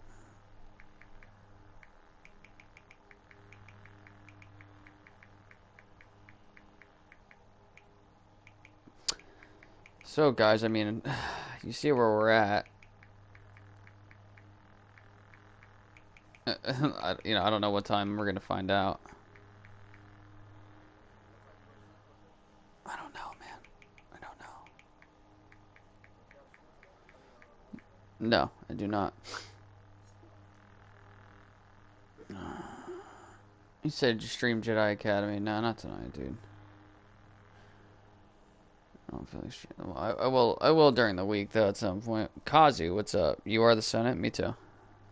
What a coincidence. Alright. See if I can find any footage of the protests or unrest, the civil unrest.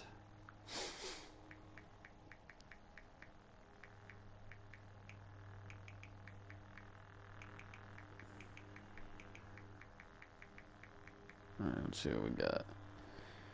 Let's go live in the search filter. We will find something. This is where I would like to be able to just stream what I'm seeing from my phone, but I was having a problem with Streamlabs earlier too, so I don't know. See what I can do with it. Does that suggest he doesn't think they're winning?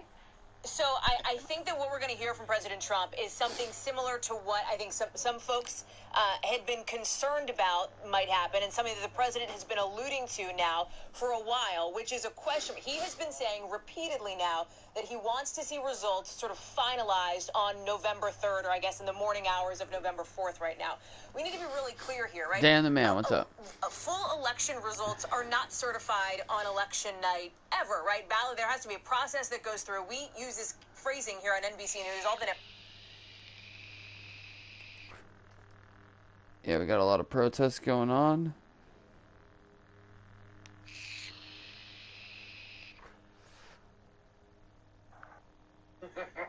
You've been doing it wrong. Trump just... Because right now, we're all kind of... It's not everybody on that lane. But the people who have consistently showed up and consistently came out here, I see each and every one of you. And you are God respected. You are beautiful, okay? And you are so strong. Because it's fight, it's hard, it's exhausting. Let me tell you. And on top of that, what's happening in Minnesota, how much of that will affect what's going to happen. Communism, yeah, I'm not a big fan. What's going to happen in Milwaukee. Communism, decent on paper in certain regards, terrible in practice. History will tell you. I mean, this is going to take a long time, and I think you have to. I mean, I really applaud ABC and all the networks for saying, cool your jets, no one's won yet, let's just count these ballots.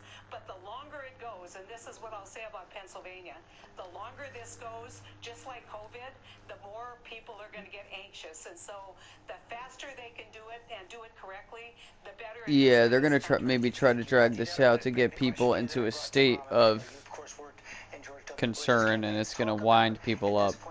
That's the strategy, I think. Make them think into the night that Biden's winning, and then wake up and see that that's not the case. That could be the play. I don't know. Well, it's funny. I did just that in 2000 in the campaign late at night, late on election night, when I said they called it too early for Gore. I told them, and we told the media, and the media pulled it back. And then when they called it for Bush, I told the campaign they called it too early for Bush. In that context of this. And wow. So I think Trump is going to win Georgia, sci-fi. Straight shooter for a year and a half. She told everybody the polls were not right. She told everybody this was going to be closer than it was. She told everybody they were worried about Florida. She told everybody they had multiple paths that they knew they had to keep intact. I think they're actually telling the truth. And if you look at the numbers, I looked at the numbers outstanding in Wisconsin, outstanding in Michigan, outstanding in Pennsylvania, and what's left in Arizona, is you would much prefer to be in What's Joe going to Biden's happen in position Arizona, right though? now than in Donald Trump's All position these right other now. states that That's haven't a been fact. called yet. When you look at all the ballots out there, you'd much prefer to be Joe Biden right now than Donald Trump. Except right now we are calling 2 more states, projecting 2 more states. Oh, projecting 2 more states. First one is the state of Iowa. Iowa. 6 electoral votes are going to go to Donald Trump. Also the state of Florida has 29 electoral votes. They're just now calling Florida on fucking MSNBC? Really? Or NBC? Or wait, what am I on? ABC. First tweet, we're not going to show it right now, but it was something that we were prepared for, we were expecting coming into tonight. After Joe Biden went out and spoke, Donald Trump put out a tweet where he said the Democrats are trying to steal the election. Apparently it was taken down, but now it's been put. Of course he was going to say that. Break that down, and let's talk about what that means and what it doesn't mean. He's also saying he's going to come out and speak, and I Yeah, imagine he'll say Patriot. very much the same thing when he comes out and Yeah, speak. go figure with ABC. But look, the votes have not been counted yet. Nobody is stealing anything.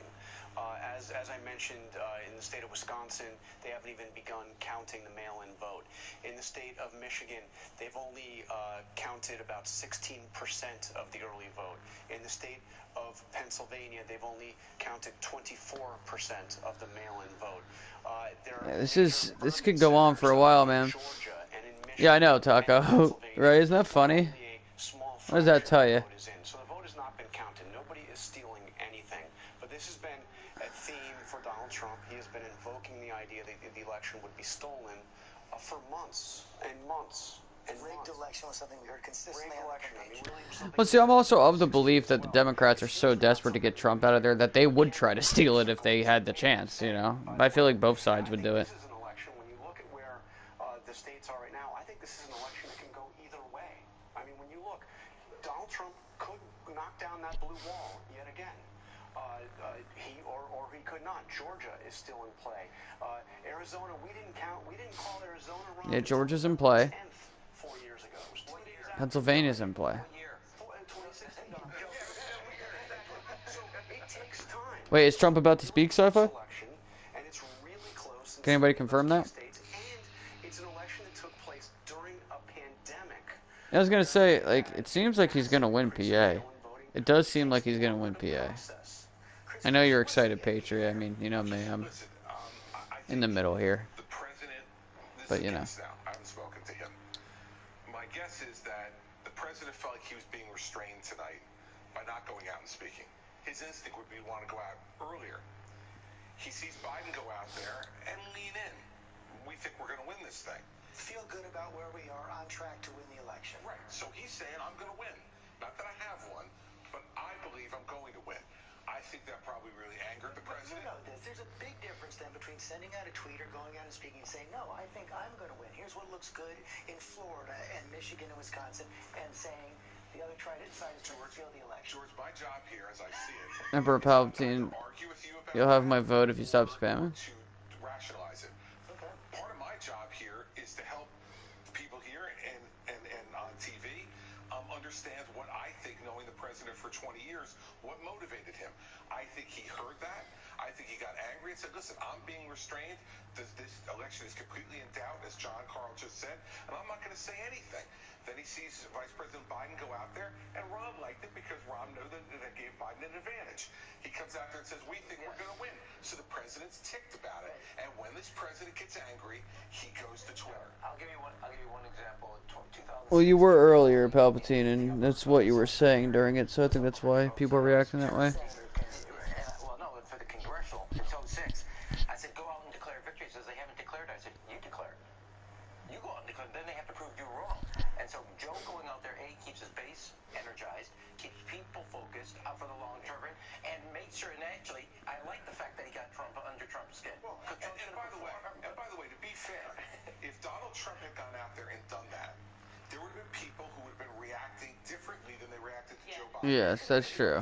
What's up, Will? Trump is trying to heist the election. This is scary for military. Yeah, it is. understand. Wait a second, though. They're the same message with different language. Same message, different language. We gotta take a break. We'll be right back.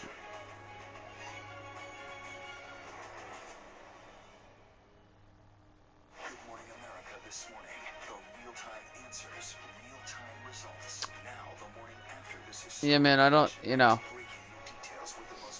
I don't know where we're going to be at by the time we hit like 2, 3 a.m., but I have a feeling the numbers are going to be a bit different.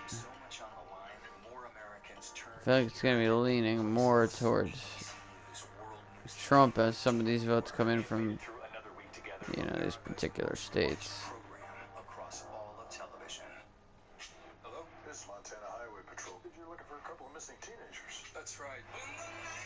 Last seen in a red Focus. The steering wheel is getting stiff. Alright, looking around here. We're fine.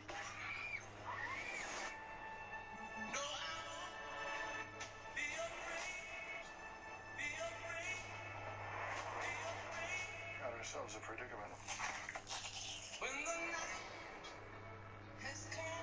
And the night has come. David Zink, welcome to the stream. Yeah, see, that's something that you guys also have to take into consideration. A lot of mail-in ballots have yet to be counted. A lot of mail-in ballots have yet to be counted. So that could very much sway things in a certain direction. Also understand that most of the mail-in ballots are going to be Democratic votes.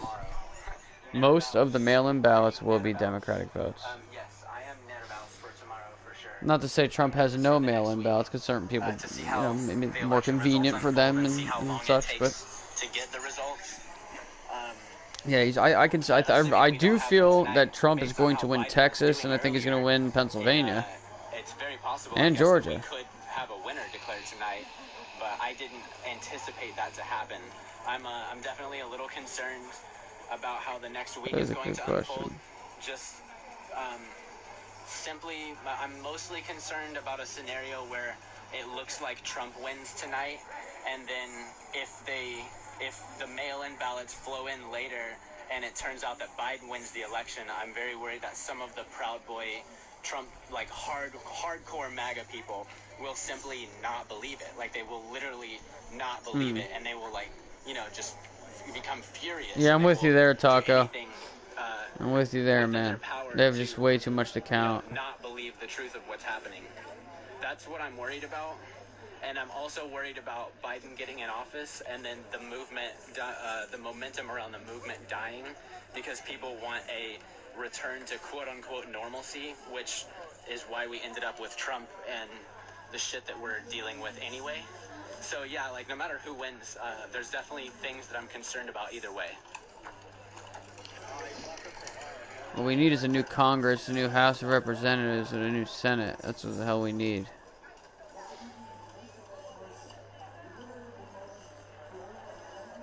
Oh my god, guys, there's no Uber in Kansas. Did y'all know that? We block you and you speak to the wind.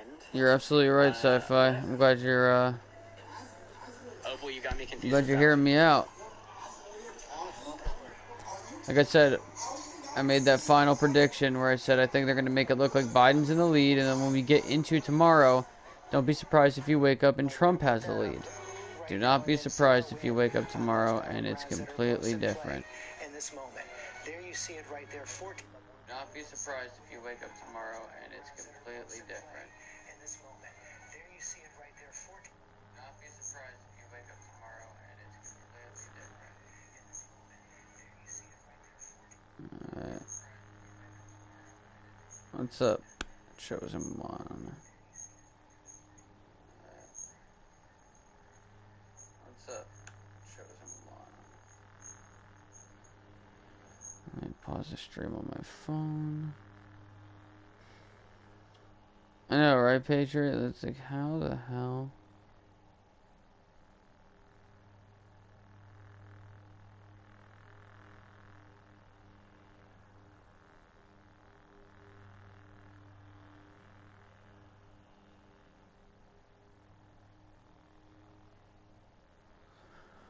Alright. You said y'all sleeping on Joe Jorgensen. It's actually J.O.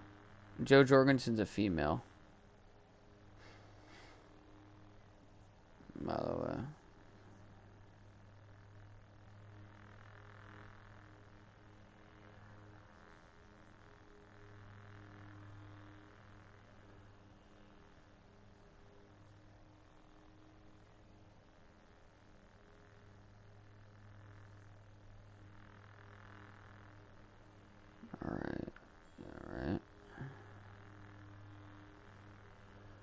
So I'm looking around here to see what I can find on YouTube as far as reactions are concerned. You know, maybe people who are out and about in the cities.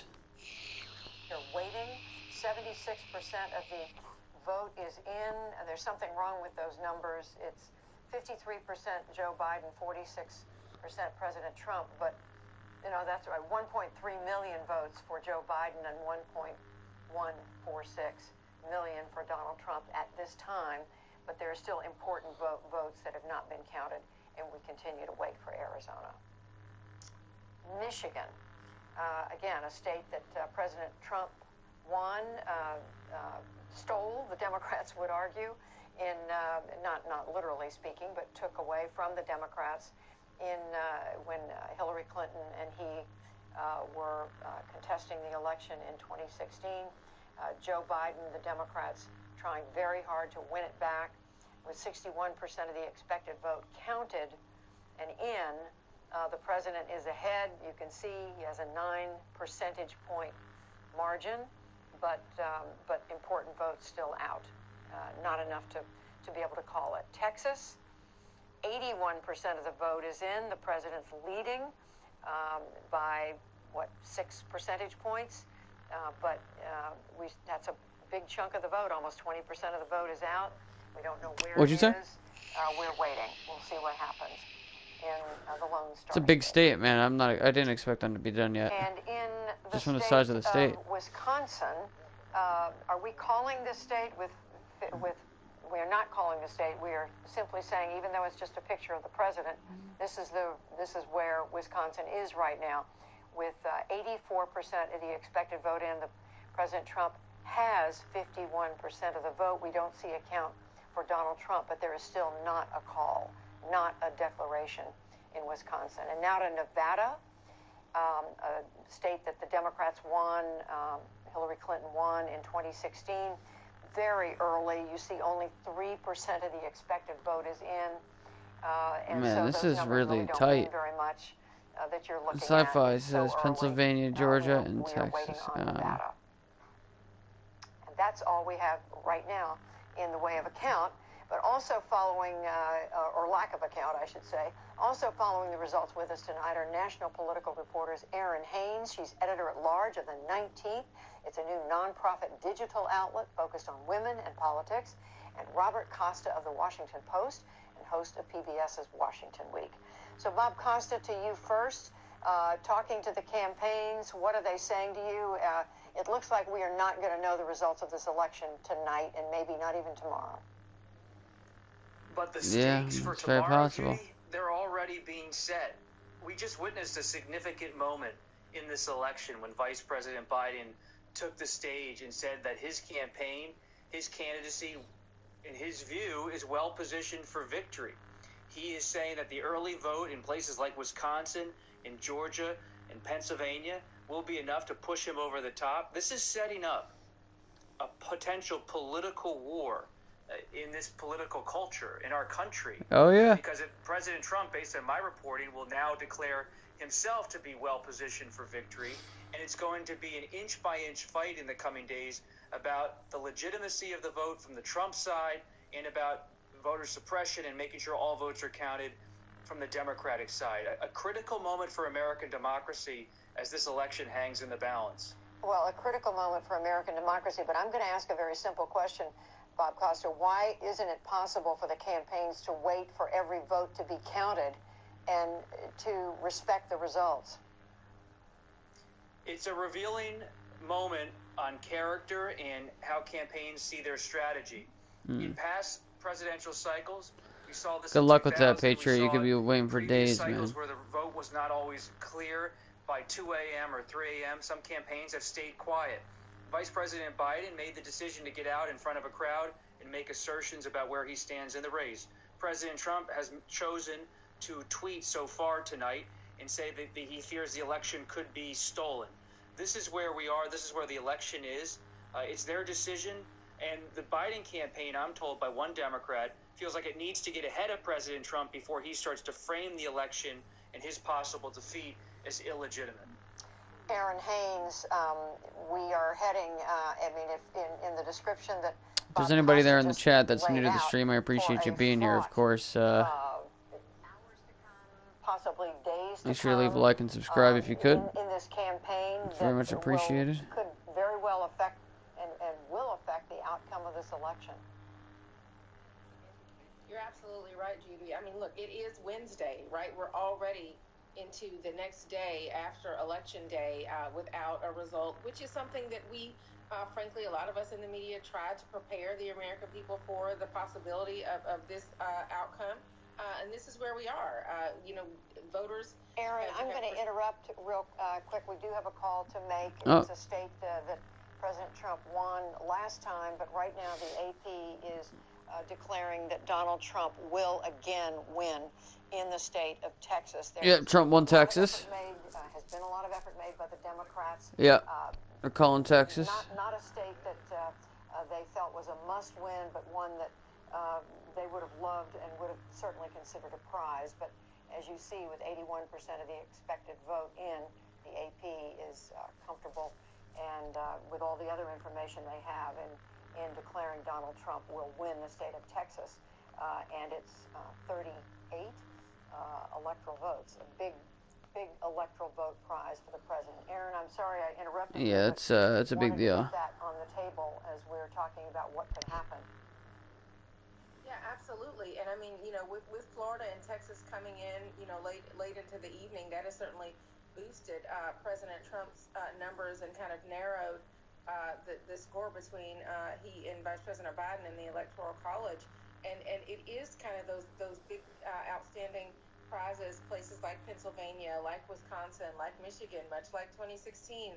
It is coming down to kind of that same handful of states that we are still waiting to get the results on. And so, letting this process play out, the idea, Election Day is about one person, one vote. And so, letting that process play out is something that we knew was probably going to take beyond Tuesday, and that is exactly the moment in which we now find ourselves. And so, I do think that letting this be about the Not yet, UNSC, not yet. Just way too early to tell yet. Election now, in terms of the candidates trying to frame this, in the ways that frankly they've been framing it. Joe Biden was saying, let's let the process play out, even as President Trump was saying, that this election is potentially rigged and Democrats could be trying to steal it from me. And so I think that we're exactly where we expected to be in this phase of the election. And, we'll just have to keep the same patience that so many voters had throughout this process to see what happens on the other side.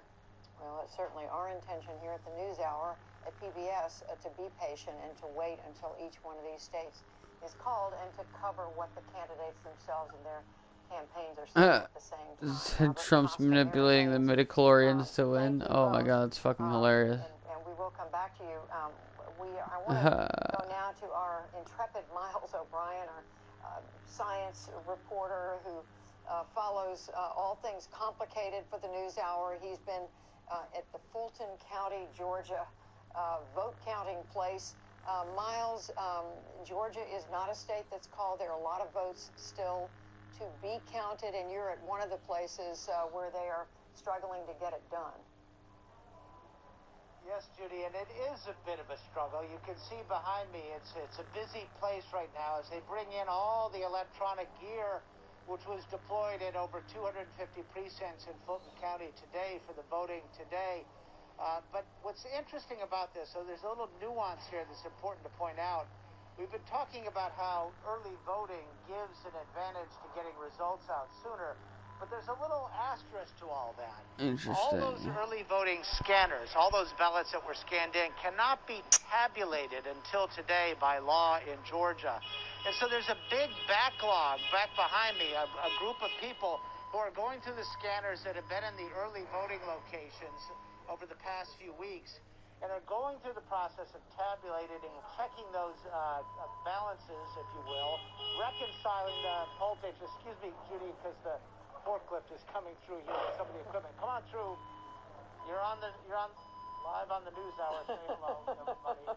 And in any case, Despite the fact that they got a leg up on the voting, they weren't able to do the final tally. Now, the other side of it here, in this case, is the mail-in ballots. They had a little problem this morning, of all things, a pipe burst in the location where they were doing the tabulating, the scanning, and that has set them back on that. So they're not going to finish that up until tomorrow. Now, nearby, Gwinnett County, they had a huge problem with their software, which has delayed some of their ability to Interesting. go Problem through with the some of these software, mail-in ballots. eh? So there's a lot of technical nuance to it, which is kind of coming home to roost at these final hours. And it's going to push the results for Fulton, DeKalb County, the blue center part of Georgia, into tomorrow. And that gives you an idea of why we're still unsure about a lot of votes and where things stand at this point. It sure helps us understand, and also interesting what you're saying about the other side of the early vote, that it does present some challenges in terms of counting. But Miles, are they telling you they plan to just continue counting until they finish? Will they take a break tonight? What is their plan? Hey, I don't know if you just can come hear in me. here for 1 sec, Judy. I apologize. I don't want to get clobbered. You definitely don't want to Here's get what they're going to do tonight. Here's what they're going to do tonight. They are going to finish all the early voting tabulation for sure tonight, no matter how long it takes. What they're going to do is they're going to count up to 100,000 mail-in ballots, and then they're going to quit and start over tomorrow. So it is going to rock on until tomorrow here, and that's why we don't have any conclusion as far as Georgia goes at this point. It's too close right now. Too close. A lot of votes yet to count, and as I hear you saying, they're going to take a pause and then come back at it tomorrow morning. All right, Miles, stay safe. Stay away from that machine, whatever it is that's going back and forth, forklift. Thank you very much. Yeah. We can't lose you, Miles. All right, we're going to go to two of our wonderful analysts right now. Jeff Greenfield, who's joining us from California, Michael Beschloss, who's here in Washington. I think you're there. I don't see you yet, but I think you're there. Michael Beschloss, there you are. There you are. Just took a second So, Michael Beschloss, we may be in historic territory again. It's 1:15 in the morning almost on Wednesday, November the 4th, 2020. We still don't know who the president will be after this election. And we have a declaration from Joe Biden that he's confident he's going to win. President Trump is saying the Democrats are trying to steal the election. Is history repeating itself? This is completely crazy, Judy. Number one, the Democrats are not trying to steal the election. Number two, President Trump claims in his tweet that he is up big tonight. Fact check, he's not. Number three, any Democrats who thought that this was going to be settled by midnight, I think were deluding themselves, because when before in American history has early voting been this important? There was always going to be a lot of mail-in ballots that would have to be counted. There are ballots coming in from people in our military. Are those not going to be counted? This could take days. This could take weeks. As I mentioned earlier in the evening, 1876, it took months. 2000, it took a little bit over a month. That's the way our system works. For much of the 19th century, it took days or more to find out who was president. That's the American tradition. You know, What are you laughing at? Instant gratification tonight. Joe Biden still has an excellent chance of being elected president. Let's just wait and count all the votes. Jeff Greenfield, why is it so hard to do that? Why do the candidates at this point feel the need to declare themselves one way or another? I mean, Joe Biden has come out and said what he thinks is going to happen, and President Trump has responded. I think Joe Biden remembers what happened in 2000 when the Bush campaign immediately claimed they had won Florida, and with the help of the Secretary of State of Florida, made that the dominant narrative. And they were never able to get around that, even their argument of let the votes be counted. I do want to mention something that I think also is hitting what's going on. If you look at the pre-election notions, the predictions about Biden's popular vote majority, which, by the way, we haven't talked about at all, they were talking about 8, 10, 12 points. It now looks like Biden's popular vote plurality will be much smaller, which is what put him in electoral college danger. We saw Biden, for instance, winning Ohio by like almost as much, if not more, than he did 4 years ago, which nobody predicted.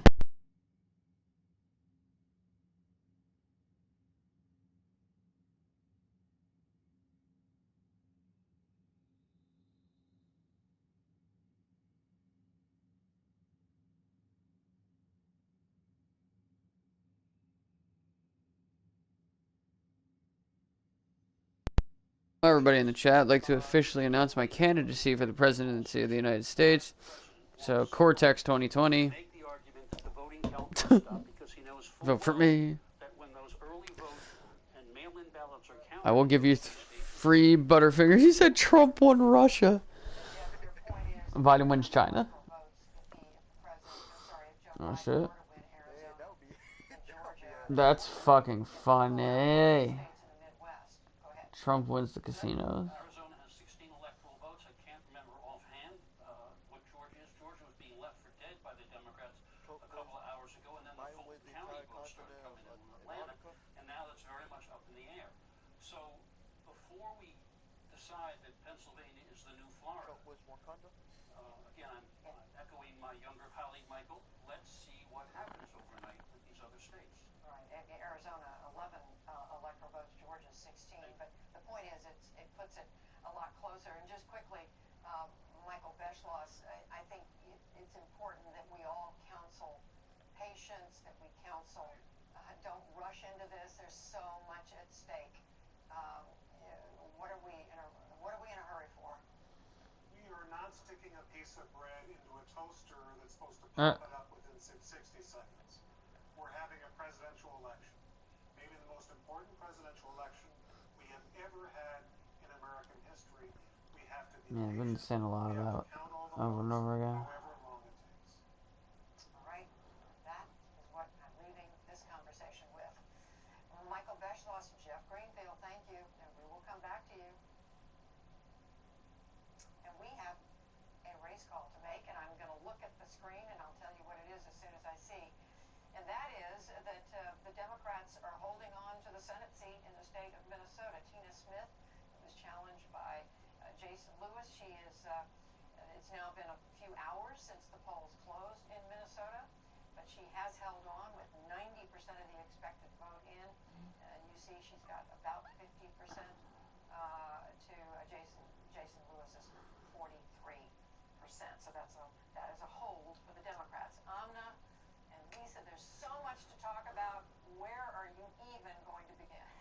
We're going to stay right where you left us, in the Senate. We're going to talk a little bit more about the balance of power that's at stake there. Lisa, Republicans have had the majority there since 2014. They're fighting to keep it.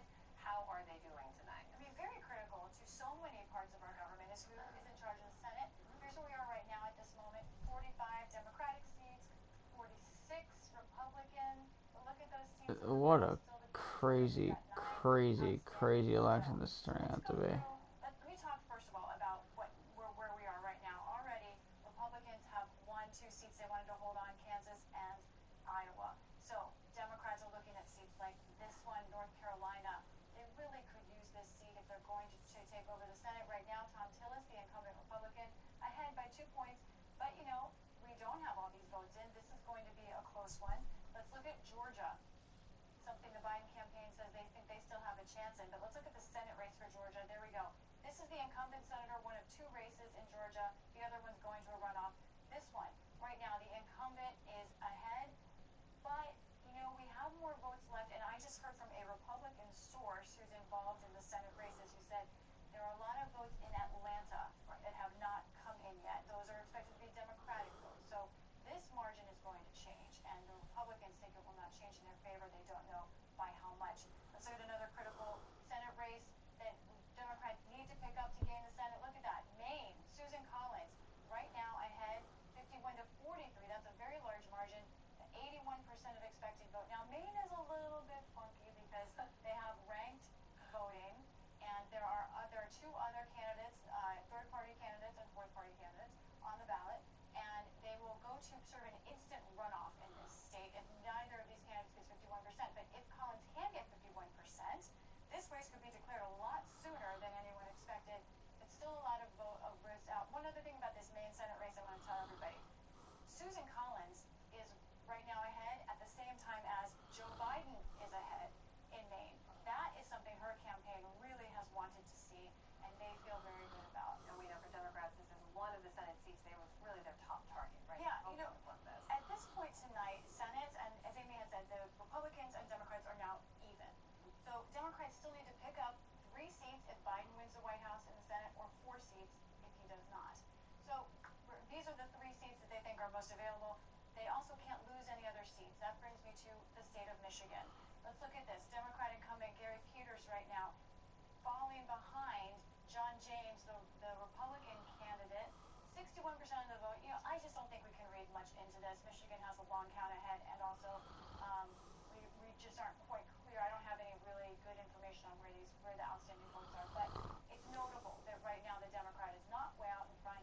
We'll see what happens if these votes over here in the Detroit area are outstanding or not, because that will make a lot of difference for Gary Peters and also for Joe Biden, who needs to win this state to become president. Obviously, a lot of reasons to keep it very close. Yes. Now, Michigan, it's so important to point out it's not just how many votes or how much of the expected vote is outstanding, it's where those votes are. Right. And when they are. Were they early? Were they today? So many fourth dimensional chess going on. So many things to keep Michael track of. Beschloss is talking about toasters and talking about chess. Right. Yes, there's a lot going on. Not putting a piece of bread in a toaster. We're going to remember that one from Michael Beschloss. All right. Well, that was very helpful and so interesting in Michigan to see the incumbent Democrat in trouble. You know, the bottom line is the Senate very, very much within reach for Democrats right now, but some of the seats they hope to pick up are not there. Democrats are not having a big night. In some ways, Republicans, I think, are much happier right now than they thought they would be. But these could shift as well, Judy. Remember, some of these in-person, on-the-day votes are coming in first, so we will see shifts. That is the message of the night. We will see shifts. Amna and Lisa, thank you very much. And now I'm turning to 2 of our analysts, Gary Abernathy, who is contributing columnist for the Washington Post. He joins us from Cincinnati. And Patricia Lopez, she's an editorial writer for the Star Tribune in St. Paul, Minnesota. So, Patricia Lopez, what's up, bro? come to you first this time. No, I'm on my phone here. I got one of the streams playing in the background. I'm just trying to see if I can find a good resource that like updates fairly accurately as the votes come in. In Michigan, but Democrats' hopes, I think, in the Senate to pick up additional senators not quite coming together yet the way they had wanted. That's true. It is not the night they had hoped for. They had hoped to pick up some Senate seats that Republicans managed to hang on to. Some, I think, we still don't know. Again, many states have absentee ballots that are still going to be counted for a day or two, and that is where Democrats put a lot of their effort. You know, here in Minnesota, Republicans were. Man, I mean, I don't know how much longer we can sit here and watch this election before it's kind of like, yeah, man, I don't think there's going to be a result tonight. That's actually how I'm feeling right now, man. What's up, doggo? Digital contacts, texting messages, that may have fallen short of the mark for them in This some is areas where they needed more just, boost. you know, don't think we're going to see a winner tonight. Picture yet. Again, there are just pockets of votes out here and there So, that are going to need to be counted before we fully understand. And even some of the calls may have to get called back depending on how things go. We are now being told that President Trump will be speaking at some point in the coming minutes, hours. We're waiting to find out when that might happen. We know he is at the White House, and as soon as we know the time, we will share that with you. But Gary Abernathy, you were there in Cincinnati. The president has tweeted tonight. Mike says this is going to be the closest election in history, calling it. Could be. It really could be. So, guys, I'm actually really hungry. But in case there's any major updates, I really do want to like keep streaming for a little while longer. So if you guys don't mind, you guys hang out in the chat. I'll pop in and out every little bit. I'm going to take a little 10-minute break, 10-15 minutes. Just go have a snack real quick. I'm like really hungry. And then I'll be back and we'll, keep doing what we're doing here. But I'll be in the chat. And I'll talk to you guys in a couple minutes. So I will be right back. The problem of Trump winning the Electoral College but losing the popular vote and how this has happened. This will probably happen, at least from the popular vote, twice again. It happened once to George W. Bush. But the Democrats also have to ask themselves, why can't they win the states they need to win the Electoral College? Are they happy to win a popular vote because they win so big in just 2 or 3 states like California or whatever? So both parties have reason to examine their message and to say, why are we only resonating with a certain part of the country and not other parts of the country? It's certainly the question of the hour, the question of the night. Patricia Lopez, we don't know the results of this election yet, but we are watching, as we've been discussing all night, the robust returns for Democrats have not come in. They are not overwhelming returns. The Democrats are certainly holding on to states that they had in the past, but we don't see the kind of turnover the Democrats had hoped for.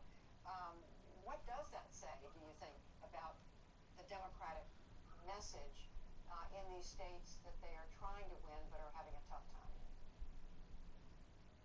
Well, they have picked up some. Colorado, flipped, I think Montana as well. But yes, I think both parties are going to need to work on their messaging a little bit. As out earlier, the Electoral College, I don't think any party should be satisfied just with winning the Electoral College and never the popular vote. And the same thing for Democrats that win the popular vote, but that doesn't get you the presidency ultimately. So whatever the flaws are in their messaging, they need to, I would like to both parties broaden their messages a bit and work more toward the middle, which I still think, frankly, is where most people, they're not at the extremes.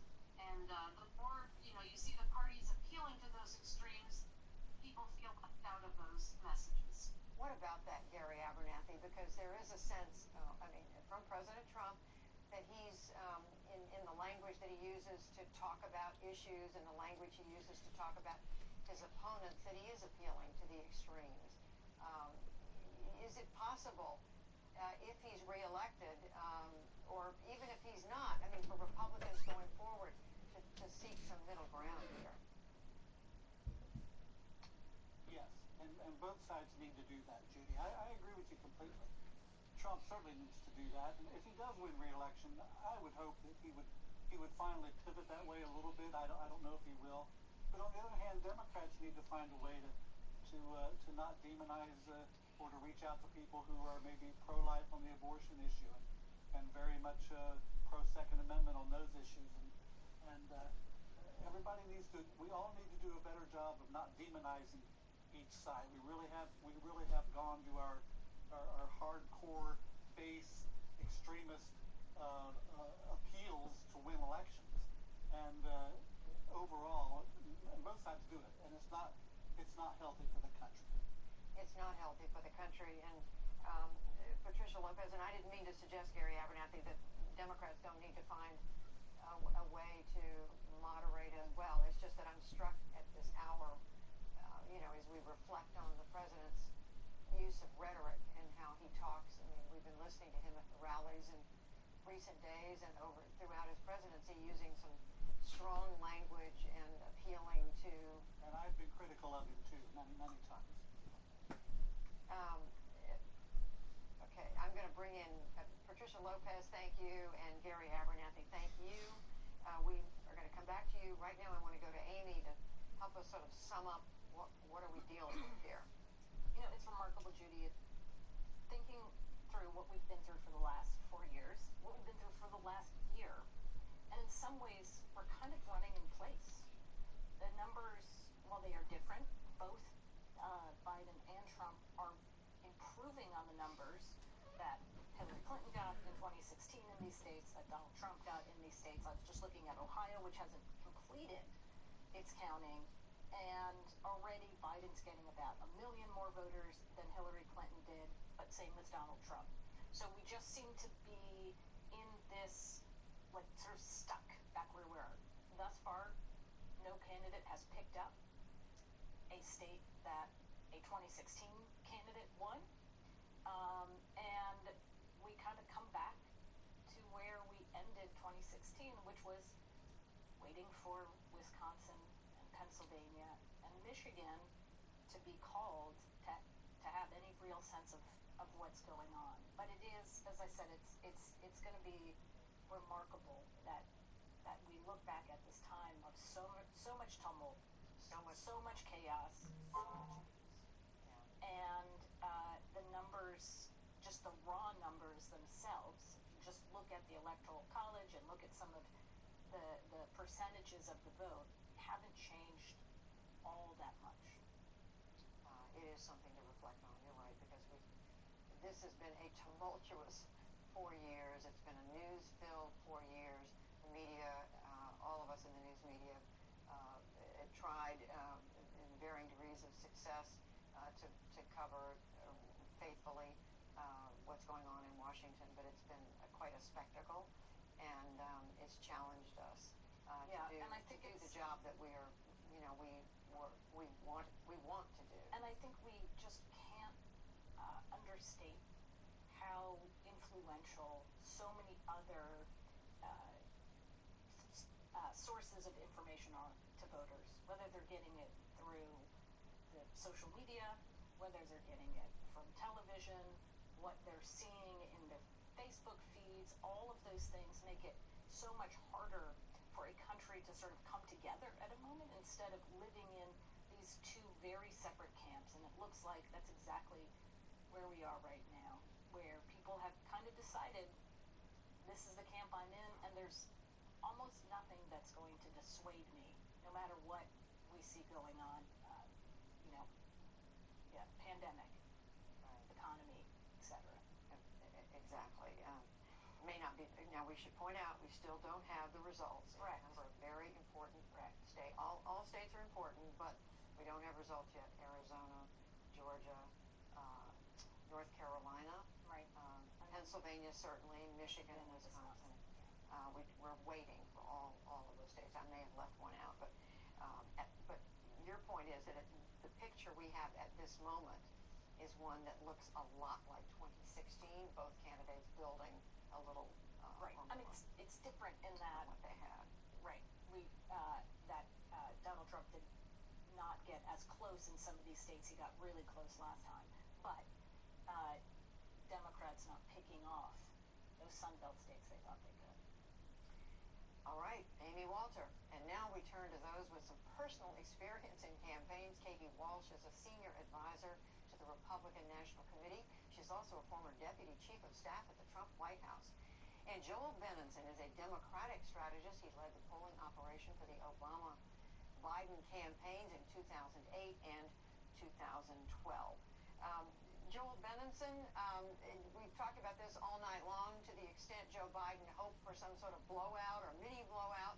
Not happening. We are waiting for results. We are trying to be patient.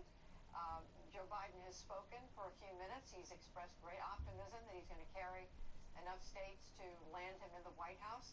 President Trump has tweeted that he feels good about the results. And by the way, he thinks the Democrats are trying to steal the election. So where are we? Well, I think I may have said this a couple hours ago, but, we are fundamentally about a 50-50 country. We don't have presidents who get elected with a lot of landslides. If Donald Trump prevails in this election, he will be, I believe, the first president to be elected and reelected with the Electoral College without winning the popular vote in our history. It's unfortunate. It's the system we have. We have only one chance to have a national election every 4 years. And at some point, we ought to really rethink the Electoral College and think about whether or not the American people ought to just decide, instead of this arcane system that our founders settled on, more than 250 years ago. I think we're looking tomorrow at a map and a lot of counting left to be done. It looks like Joe Biden will win the popular vote, and I think it's coming down to the same three upper Midwestern states and whoever prevails there is going to prevail. The only thing we're seeing change here looks like Joe Biden likely to win Arizona. And Katie Walsh, is that what it looks like to you, that these candidates are fighting over the same states that slipped into Donald Trump's column in 2016, with the exception of Biden and Arizona? Well, I think we still feel good about Arizona. I think we're not going to know about Arizona for at least another 24 hours. And so, outside of Arizona, yeah, I mean, we're talking about Wisconsin, Michigan, Pennsylvania, which are states that, obviously were contested hotly in 2016. The president won all three of them. And I think we feel very good about where we are right now with them. But one of the points Joel made about the president, losing the popular vote but winning the Electoral College in 16 and in 20, if he ends up winning this year, is that if you take the state of California out of the popular vote, the president actually wins the popular vote in the United States. And so, California is obviously an incredibly left-leaning state. It's got a huge population in it, and so if you kind of take California out, it comes back to one of the things you said earlier, which is we are kind of a 50-50 country. And the popular vote's actually very close. If you take the state of California and kind of remove it, it shows you a different picture. But it is part of the United States. You can make about Texas. I mean, let's not color this in one way or the other. There are both have big population states. Florida's a big population state. This isn't just about removing one state or the other. The fact of the matter is, this is a national election, and you've got to play by the rules. We win by them, we lose by them. I don't think we're going to take any state out and talk about somebody winning the popular vote any more than you would say, let's take Texas out, and Democrats will always win the popular vote. And Katie Walsh, the president introducing the allegation that the Democrats are trying to steal the election, do you know what he's basing that on? I think the president's been seeing news reports for a couple weeks now about ballots being lost in Pennsylvania, about finding, kind of groups of ballots in rivers and things as such. And Joel's talked about this. I think the president ultimately wants a fair and free election. He just wants to make sure all the votes are counted. And I think ultimately that's what you'll see him fight for the next few days.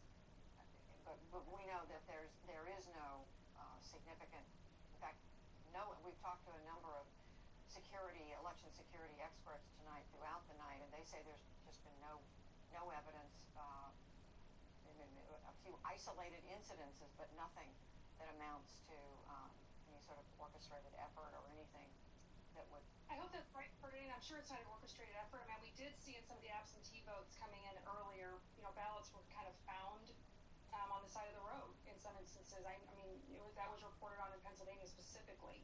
And so, I don't know if per se election day there's been an orchestrated effort. I don't think the president's accusing anyone of that. I think he's just said, look, there's been evidence that some ballots have been misplaced, that some ballots wind up on the side of the road, and so the president wants to make sure that every ballot's counted.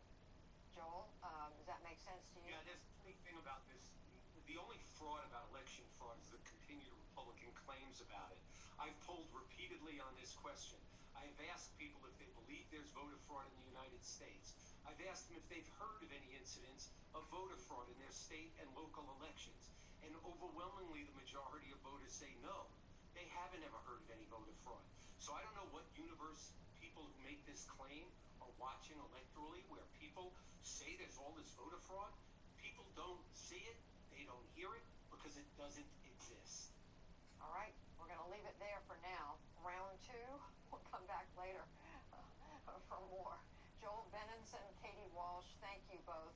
And let's return now to our analysts who've been with us all this night, the New York Times columnist David Brooks, Washington Post columnist Jonathan Capehart, and the editor-in-chief of the Washington Free Beacon, Eliana Johnson. And Amy Walter is, of course, here at the table with me.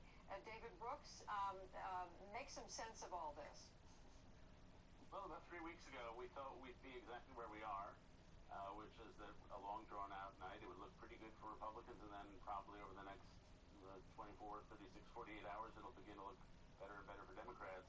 Then I think in the last couple weeks, we had a bunch of polls showing like a 10-point Biden lead nationally, and it seemed to be a sign that maybe there would be a blowout, but 2 weeks ago, and to me the crucial question is, you're a Republican, you see a 14, 15-point Biden lead, or Trump lead in Pennsylvania, you see smaller but significant leads in Michigan and Wisconsin, Georgia, and suddenly those leads start to go away. And the question to me is, do those voters think, well, the urban senators were outstanding, the absentee ballots were going to lean Biden, so this seems legit to me?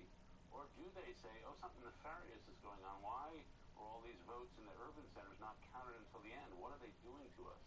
And so it's really a question of our social trust and social cohesion, or whether we as a country hang through the next 36 hours together. I really don't know the answer to that, whether we will have some sort of, rhetorical civil war, or will people say, oh, this is sort of a legit process? I just don't know the answer to that. And we should point out to the audience that we are told President Trump is going to speak at some point in the wee hours of the morning. We don't know yet what time that will be, but of course we'll go there as soon as that happens. Jonathan Capehart, are we capable as a country of waiting until the votes are counted and being civilized about this, as David describes? I actually think I think we are capable. That's not to say that we won't be anxious, we won't be biting our nails, as I said the last time, we won't be chugging wine, that we do want an answer, but I do think that we are capable of making it through the process. I think the fact that there were court challenges and federal courts coming back and consistently coming back and saying that votes must be counted if they are legally cast, court decisions that a lot of people had given up hope that the judiciary would find in favor. And so I think the fact that we had a robust but brief discussion, talk by Joe Biden. We're going to hear from the President of the United States, and we pretty much know what he's going to say given what he's already tweeted. And then I think tomorrow morning, people will wake up and the process of counting the votes and certifying an election and doing it properly will continue. Eliana Johnson, what does it mean for the country that we are going through this another moment of uncertainty here? I have to say, I don't think it means all that much, given the way 2020 has unfolded. I almost think, despite the polling, that it's to be expected that we have an arduous and drawn-out election, given that we're grappling with a pandemic and have, in many cases, struggled to vote. Do we go in person? Do we vote by mail? How exactly do we vote by mail? I think the one thing we can say definitively coming out of this night is that trust in polling and pollsters is going to go down. My understanding or my reading was slightly different than David's, in that I feel like we'd heard, this has been a really consistent large lead for Biden even before the coronavirus. This was a much more stable race than we saw in 2016. There were a lot of efforts to say the 2016 polls weren't that far off in order to boost people's trust in polls this time. And I just think that at least among Republicans and conservatives, there's going to be a real hesitancy to trust polls going forward.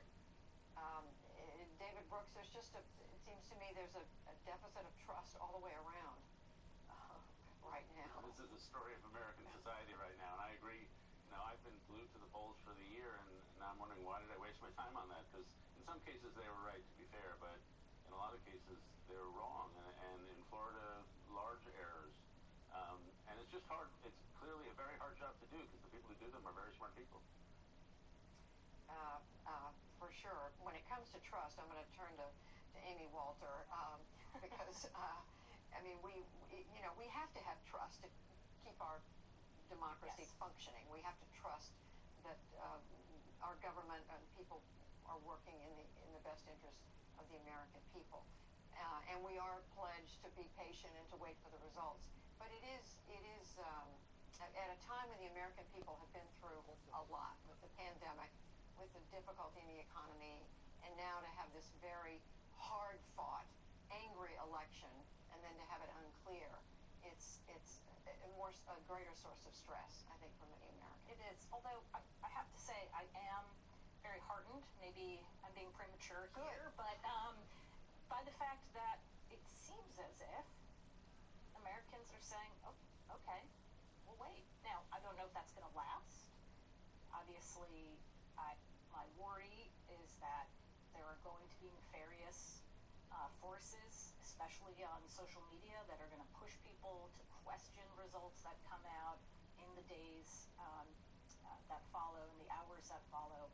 But I do think that at this moment in time, the fact that, again, it seems like these predictions that it was going to be melting down and people would be taking to the streets to demand that the Electoral College be called by tonight have not come to pass. And just quickly to Jonathan Capehart and Eliana Johnson, it looks like Amy's right. I mean, that right now we don't have a massive revolt, thank God, in the streets, even though this election is hanging in the balance. Right, and I'm glad Amy said that, because that's actually the point I was trying to get to.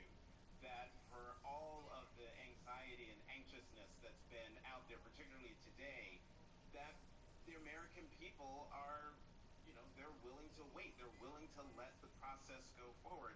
And it is my sincere hope that despite the nefarious actions that Amy rightly pointed to that could happen, it is my hope that the leadership of this country, Democratic and Republican, will stand shoulder to shoulder, as we've seen in some jurisdictions where you've had candidates on either side, secretaries of state on either side, standing together to say it is, it is an American duty, civic responsibility to vote, and that talking about their duty to make sure that those votes are counted. And I hope that if nefarious things do happen, that we will see Republicans and Democrats come together and say, this is not how we do things in the United States. And quickly, not quickly, but Eliana, to you, because I want to come back to you and give you a chance to weigh in here. I mean, how much confidence do you have that the American people are going to stay calm, stay cool at this very serious moment? I can be quick. I'm reluctant to weigh in on that, but I can only say that I certainly hope that the relative peace that we've seen tonight continues once we have a result in the election. I actually think that there's more of a chance to see unrest, and I think it's painful for all of us who live in D.C. We've seen businesses and restaurants and essentially the city boarded up in anticipation of this, that continues once all the votes are counted. All right, we are going to leave it there at 1:49 in the morning. David Brooks, Eliana Johnson, Jonathan Capehart, thank you all. We may well be coming back to you very shortly, but right now I am told that there is a race to call. It's in the state of Nebraska, and that is that the AP is prepared to call 4 of Nebraska's 5 electoral votes for President Trump. Not a surprise that this has happened. That 5th electoral vote is one that Joe Biden contested in the city of Omaha. But I want to let Amna, who's been looking at this really closely, explain what this means. This is all part of our transparency. This is how people understand why the votes are going where they are. Judy, as you mentioned, 5 electoral votes there in Nebraska, and when you look at the map, obviously it's a very red map. It's a very conservative state, but Nebraska and Maine are 2 of the only states in the entire country that have this congressional district method where it's not a winner-take-all for the electoral vote. So as you mentioned, 2 of the electoral votes in Nebraska went to Mr. Trump for winning the state, then 1 each for 2 of the congressional districts that he won, the 1st and the 3rd congressional district. However, Vice President Joe Biden does get 1 electoral vote out of Nebraska. That is for winning the NE2, the 2nd congressional district there, and you see those numbers on your screen. Why does this matter? Well, because if this does in fact come down to the wire, depending on where all these other states come in and where the electoral vote count ends up, that 1 electoral vote could make a difference. And on top of that, I believe I'm correct in that, is this the, Amy can correct me, is this the first pickup for the Democratic candidate in this race? Yes, it is. Well done, Amna. Thank you so much. Here's what else is important about Nebraska, too. If the lead for Joe Biden holds up in Arizona, and he wins Wisconsin, right, and he holds Wisconsin and Michigan, That's 10 and 6. then he doesn't need Pennsylvania to get 270. So that's 270 electoral votes without Pennsylvania. Hey everybody in the chat. I am back. What's up, Phoenix? What's up, Patriot Doggo? Chris, you're still here. So we're in a tight one here, man. Biden 220, Trump 213. Trump's down by 7. It's closing the gap. But according to what I'm seeing on TV, Trump's now in trouble. Well, Biden's in the lead in Arizona now.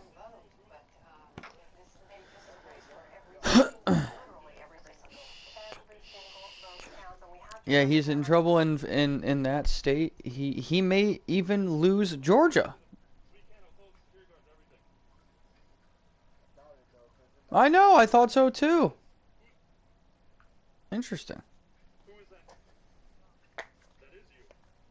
Interesting stuff.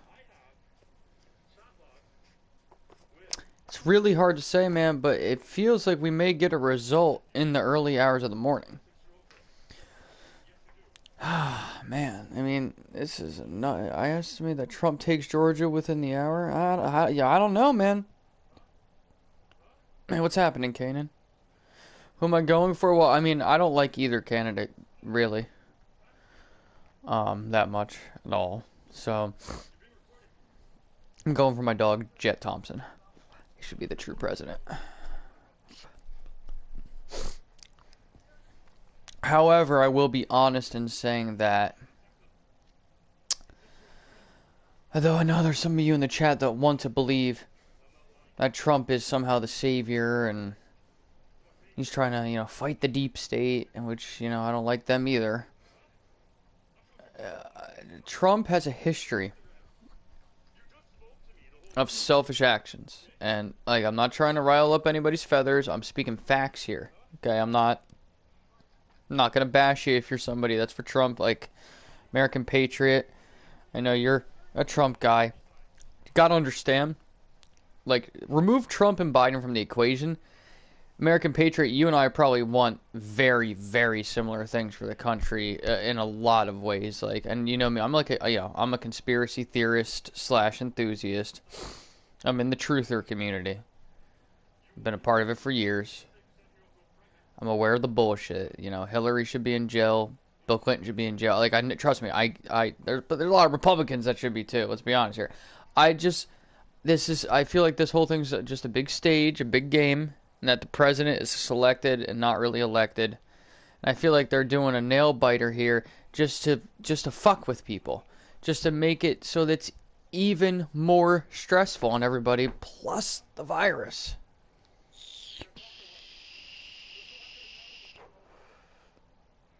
The Republican Party needs to take back something. The Democratic Party is so twisted, and with the Republicans in the spotlight, this is... Yeah. I'm trying to be sci-fi.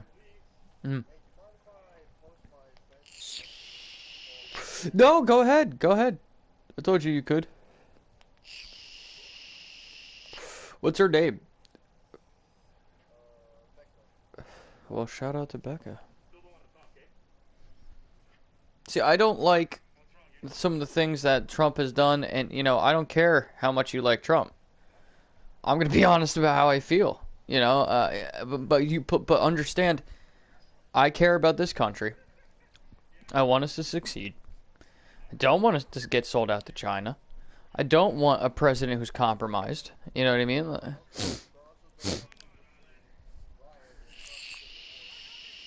I'm with you there too. I wish everybody would just get along. I wish we would stop with this Democrat-Republican bullshit and just be like, well,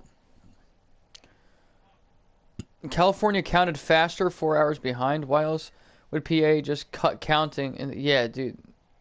Yeah, this had to be planned in advance. You are absolutely right, dude. Absolutely right. This is being done on purpose.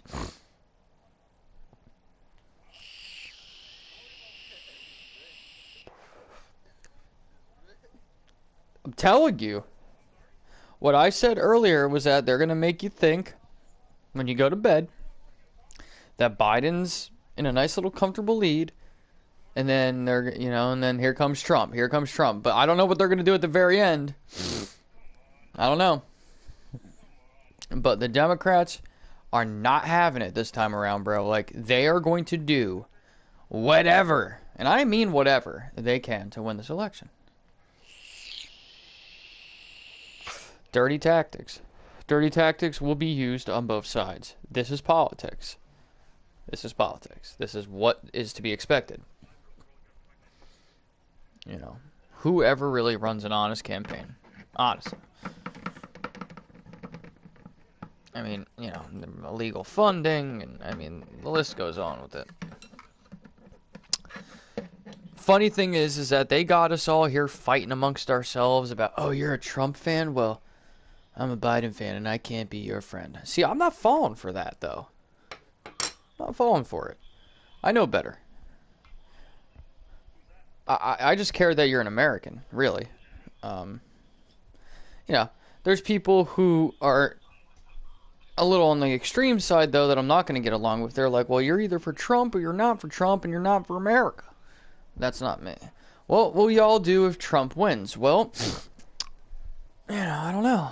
What will I do if Biden wins? I don't know. David says the party system is just messed up. Should be candidates and other ideals, not Republican versus Democrat. You are absolutely right. Yeah, there's other parties. There's other people running, and it's like they don't even matter. It's like, why even run third party, you know? Why even do it? It's not even worth it. They don't even let you on the stage half the fucking time, which is ridiculous. Ridiculous. The thing that we need to do, the first thing we got to do, is we got to get rid of this virus. So that looks like your friend Becca's link in the chat there. So obviously a Twitch streamer, Chris here in the party, that's his friend. The link is in the chat right now, guys. You should definitely check her out at some point. Maybe copy and paste it, put it somewhere, save it. You know, go give her a shout out. Tell her Cortex Zero sent you. And that Chris John Kevin also sent you. That would be a nice thing to do.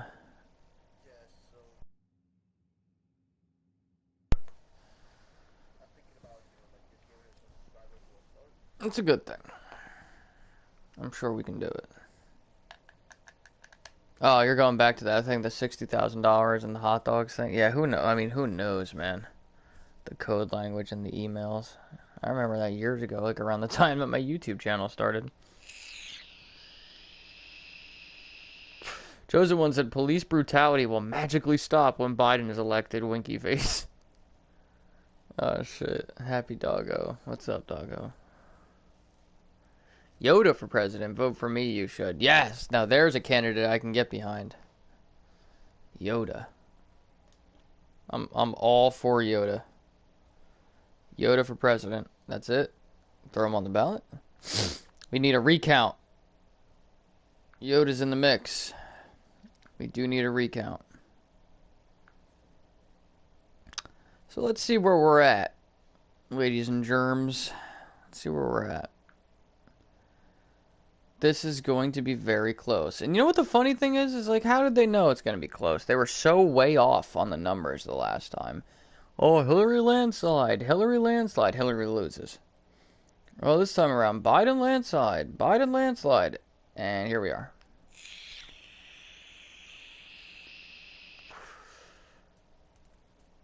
Emperor Palpatine. What? No, I mean, what about you and Yoda together on the ticket? You know, President Yoda and Vice President Palpatine, or just, I don't know, share the presidency? I don't fucking. How about Supreme Rulers Yoda and Palpatine? Fuck President, just two Supreme Rulers.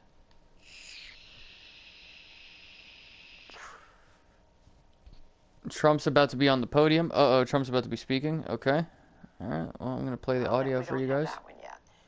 All right, we're going to go to journalist Ron Suskind now. No, He's joining us. I don't want to hear from Ron Suskind. I want to hear from Trump because he's going to say something outrageous and I'm going to laugh at it. We're waiting for President Trump to speak, but we want to come to you because you've been taking a look through your extensive reporting. I'm going to look at the map, though.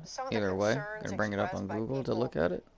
Who were either in the administration or formerly. We're going to get some information for you guys in the days to come after so that you don't even have to look at it. You don't have to look it up. Well, We what will we do it found, for Judy, you. is I collected, 2 dozen or so sources, some outside the administration in senior positions, but many inside the administration who are still there. And I think their concerns are shared. That the Biden president, 224, Trump 213. Trump is down by 11. Ron, I think I'm going to interrupt you. I'm now told that President Trump is just about to speak, so I'm going to interrupt you now rather than even more abruptly in a few seconds. So hold on. Okay, so we're looking to see where the president is. I was told he was 30 seconds away. I'm told he is standing on the roof of the White House in his boxers. Where he will be speaking. I'm just kidding. Okay, Ron, I'm and told that appears to be a keep KFC bucket in his hand. the president is not 30 seconds away. KFC. But it's longer. I'm going to let you watch Voted as for well, me. so you can see when he comes. You're going to Hillary Clinton and the radical left. But finish her emails, build a wall. Well, I mean, what they're concerned about is how he'll be used. Tremendous winning. The big difference from 2016 to now is his I know words. I have the best words. Furiously over the last few years, really to build and deepen the division we're seeing now. In some ways, to protect himself or give him all sorts of latitude. Some of the shit he says, I just am like, how did this guy get away with that? Trump's loyalists, the core of those who are deeply committed to Trump, are almost like I know, Lil Pump. I know. What? Oh my God! Trump called him Lil Pimp. You didn't hear that? Yeah, he called him. He introduced him as a Lil Pimp. Trump is Orange Charlie Sheen. Nah, man, Charlie. No one can be Charlie Sheen. I'm an F-18, bro.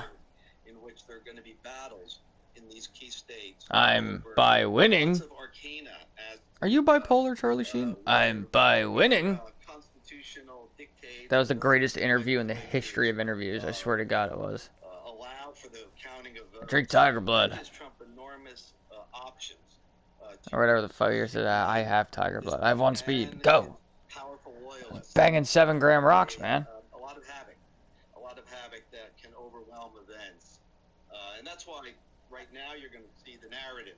That's what's he was fucking. That was the greatest.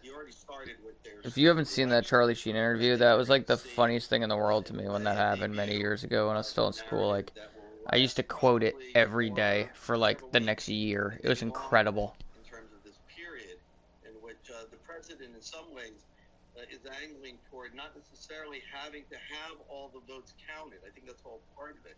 In a way, he would rather not risk the judgment of the voters if he could avoid it.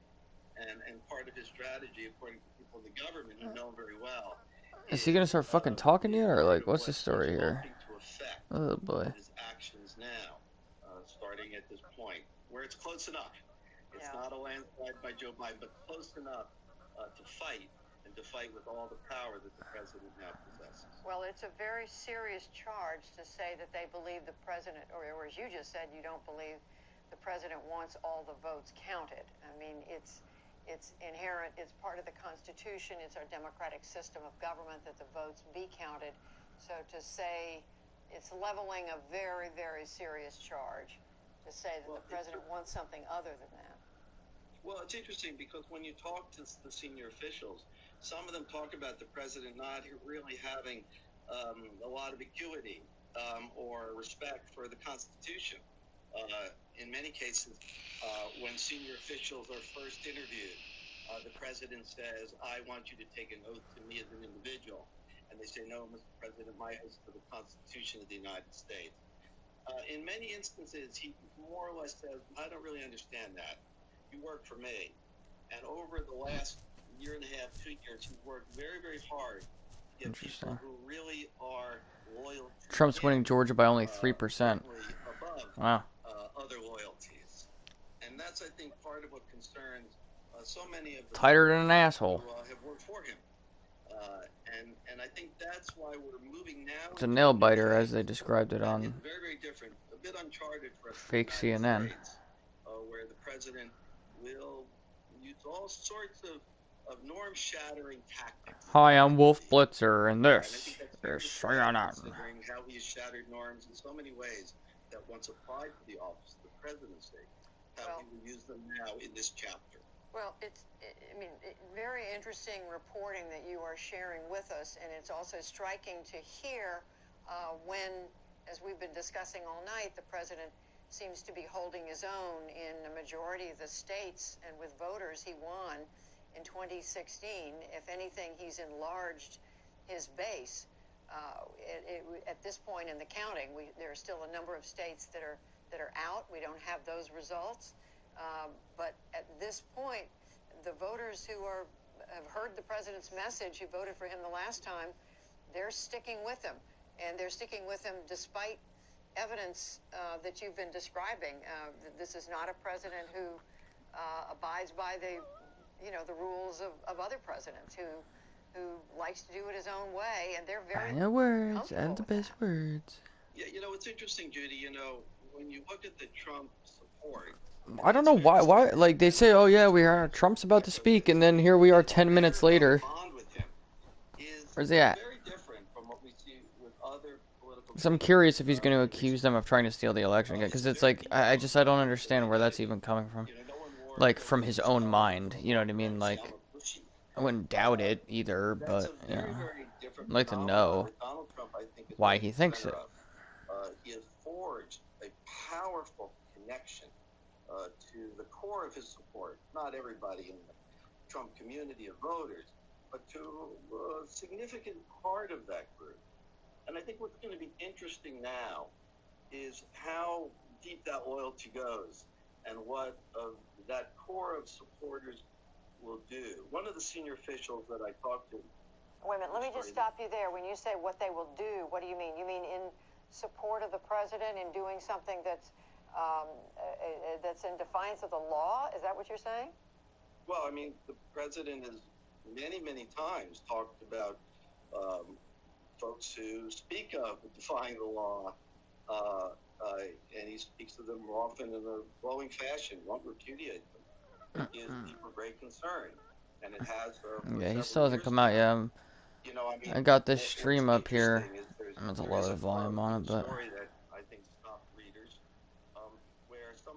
I'm just curious if he's going to be telling anybody to go to sleep. In some ways, what he's doing on that night at Walter Reed of taking off the mask, saluting to no one, having that moment, is one in which he is, in a way, having his supporters say, I will take a risk of danger to show my loyalty to you, to him. That's the quality of it. I think that's really quite accurate.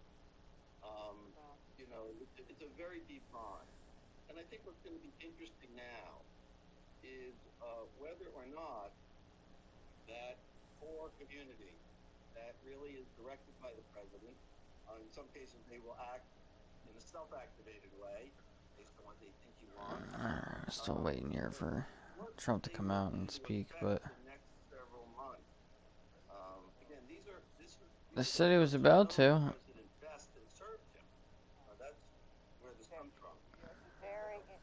Very interesting reporting. Ron Suskind joining us as we wait. That would actually be really funny. Trump, who's about to speak to his supporters in the wee hours of this Wednesday morning after Election Day. Ron, thank you very much. I don't know if Yamiche Alcindor can hear me.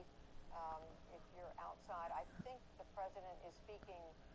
Is that the old executive office building? I can't quite tell what that room is. The president's going to be speaking in the east. In the east room. Sorry, yeah. I didn't know. Yamiche, any sense of what he plans to say beyond the tweet that we heard a little while ago? Well, everyone here at the White House is really on edge. The nation is waiting to see if the president is going to prematurely declare victory, or if he's going to say, "I want to wait for all the votes to be counted." And it sounds like he's coming out right now. And we will await. We do await the president. This is the east room of the White House. It looks a little different than usual, which is why I don't believe a president has ever. We look in modern times, a president running for re-election has never spoken from the White House.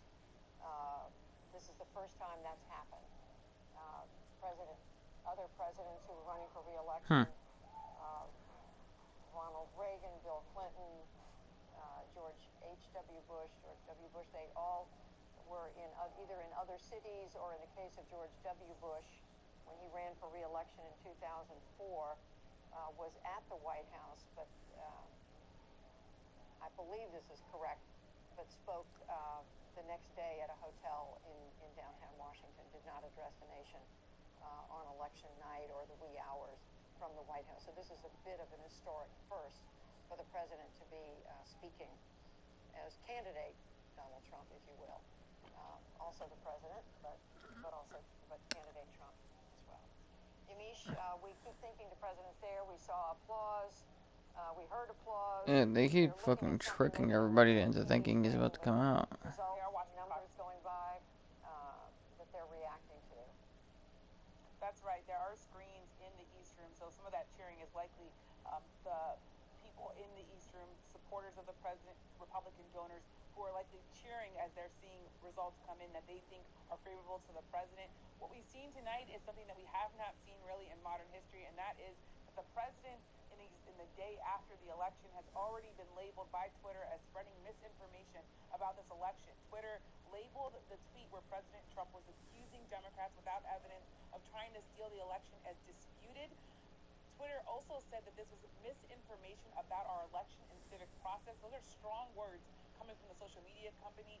But President Trump here is doing something that we expected him to do. That is, he is saying that Democrats are trying to do something wrong, that he's essentially saying that there might be voter fraud and that Democrats are trying to have some sort of nefarious agenda attached to this election. Of course, I know you were talking to Katie Walsh, who said that the president was not trying to say that there was some sort of widespread effort to change the election results, but that is exactly what the president is saying. He's saying that they're trying to steal the election. The president has said over and over again, if he does not win this election, that it was rigged. That, of course, is not true. We do not see any evidence of voter fraud, any evidence of Democrats trying to steal the election. Now we have to see whether or not the president is going to get on that podium and say, like Joe Biden said, that all Americans need to be patient, that all the votes should be counted, or whether or not the president is going to do something else and possibly throw our nation into a possible crisis, an election crisis, a political crisis, amid, of course, the crisis that we're already facing with the pandemic that has killed so many Americans in this country. The president this morning assured people, including on Fox News, saying that he was not going to declare victory unless there was a clear victory, that he was not going to say anything prematurely. We have to see whether or not that's what he does tonight at the White House. And one other thing, I know, Judy, you've covered so many more presidents than me. This, of course, is a president who has floated all sorts of norms. We remember that the president had that big gathering during the Republican National Convention where he had people over to the White House, essentially transforming the White House into a campaign rally. We also have now the White House press secretary, the sitting White House press secretary. She is doing double duty. She is also a Trump campaign advisor. We've also seen this White House really blur the lines when it comes to the Trump campaign and the White House. So over and over again, they have done that. And again, tonight we're seeing the president, in some ways, turning the East Room of the White House into a campaign event. Exactly, and as I risk of repeating myself, we believe this is the first time in modern history that a president has spoken from the White House on the occasion of his re-election. Every other president since Ronald Reagan has done this has spoken, but they've done it from their hometown, or in the case of one president, spoken from a hotel in Washington, D.C. But you're right, Yamish, and we await the president's words, because so much of what happens in the coming hours and days will depend on the frame that these candidates set.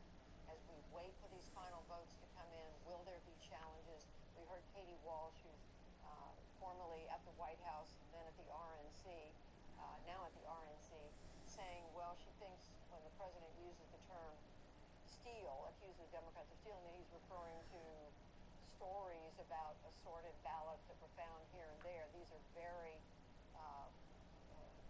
scattered incidents involving very few ballots and so small as if to be completely dismissed by election security experts. So Alright, let's see what we got here. fraud or theft in an election.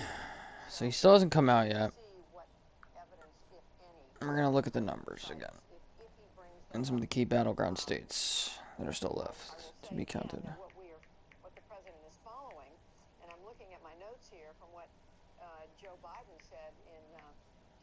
this was about, actually a little more than an hour ago, he came out, said to his supporters in Wilmington, he said, we feel good about where we are. We really do. He said, I believe we're on track to win this election.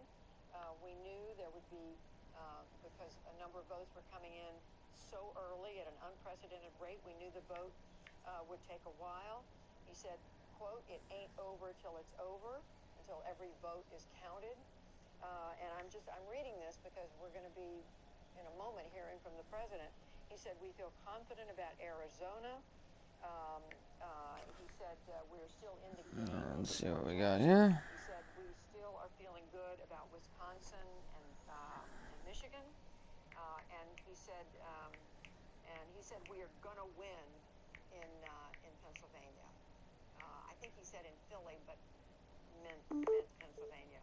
So that's an optimistic, and he went on to say, I feel optimistic about the outcome. So that's the table that Joe Biden has set as we wait to hear what the president will say. It's interesting, Amy Walter, who's here with me at the table, that the White House said, let's see here. 2 o'clock, maybe they're waiting for another call. It's now 2:18 a.m. in the East, maybe, or something else coming in. Unclear. Waiting for something else. I'm thinking back to the 2000. What the fuck? He hasn't come out yet. Nightmare in the back of my head. I try not to think about it very often. But where we had called the Florida race. I happened to be working for CNN at the time, but the race had been called. I really don't know what the fuck he's waiting for. The national race was called, and that was pulled back. There was a concession called by Al Gore, and then that was called back, and then he uncalled his concession. And we were carrying it all and reporting moment by moment by moment, a little bit like what we're doing now, although it's a very different scenario and a very different set of circumstances. That's right. And again, so much of it is driven by this early vote. That we really, and again, 3 states that don't normally have early vote: Wisconsin, Michigan, Pennsylvania, and so this is all brand new for them. Yeah. Well, while we are waiting for the president, we're going to bring in our friends at the other side of the studio, Amna Navaz and Lisa Desjardins. I'm going to ask you both to bring us sort of up to speed on what we know at this point while we wait for President Trump. Yeah, Judy, I just want to underscore something that Amy just mentioned as well about the fact that we are undergoing an enormous shift in how Americans vote right now. Obviously, we spoke to Sally Busby, the executive editor of the AP, upon whom we are relying tonight for those races being called. And some of those experts say we have undergone basically a 20-year shift in one cycle in terms of Still hasn't come out yet. mail-in voting and early voting, unprecedented numbers in a number of states, including Michigan and Pennsylvania and Wisconsin. And as everyone out there remembers, those were won on the margins back in 2016 by a few thousand votes here and there. That's something that I'm tracking and we're keeping an eye on over the hours, and certainly according to officials there on the ground over the next couple of days. Let me get some results, guys. Come on, let's step it up. I know we're waiting for the president, but we actually do have more results that are important coming in. Oh, okay. The Democrats have had more. Oh, looks like Trump is making his way out. In Minnesota's 7th district, Colin Peterson, House Agriculture Chairman, has lost. I'm just curious. For the president. Ladies and gentlemen, the President of the United States, Donald J. Trump.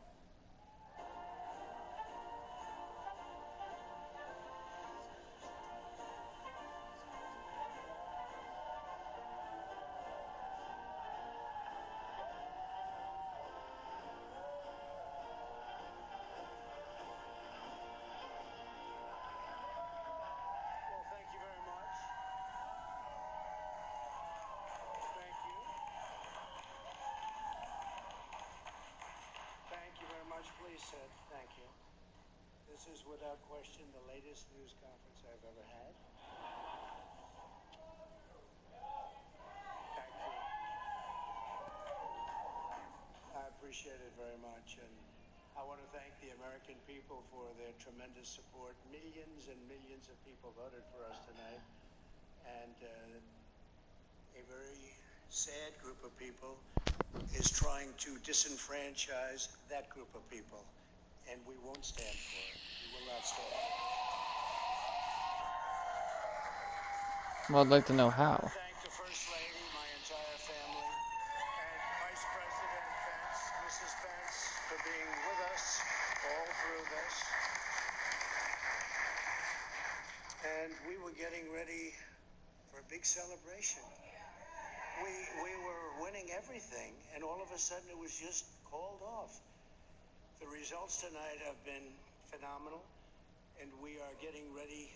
I mean, literally, we were just all set to get outside and just celebrate something that was so beautiful, so good. Such a vote, such a success. The citizens of this country have come out in record numbers. Go easy, this is Kanye 2020. There's never been anything like it to support our incredible movement. We won states that we weren't expected to win. Florida, we didn't win it. We won it by a lot. And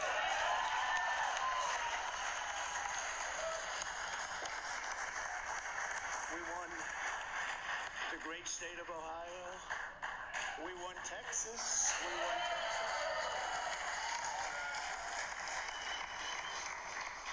We won Texas by 700,000 votes, and they don't even include it in the tabulations. It's also clear that we have won Georgia. We're up by 2.5% or 117,000 votes with only 7% left. They're never going to catch us. They can't catch us. Likewise, we've clearly won North Carolina, where we're up 1.4% or 77,000 votes with only approximately 5% left. They can't catch us. We also, if you look and you see, Arizona, we have a lot of life in that. And somebody declared that it was a victory for, and maybe it will be. I mean, that's possible. But certainly there were a lot of votes out there that we could get, because we're now just coming into what they call Trump territory. I don't know what you call it, but these were friendly Trump voters. And that could be overturned. The gentleman that called it, I watched tonight. He said, well, we think it's fairly unlikely that he could catch. Well, fairly unlikely. And we don't even need it. We don't need that. That was just a state that if we would have gotten it, it would have been nice, Arizona. But there's a possibility, maybe even a good possibility. In fact, since I saw that originally, it's been changed, and the numbers have substantially come down just in a small amount of votes. So we want that, obviously, to stay in play. But most importantly, we're winning Pennsylvania by a tremendous amount of votes.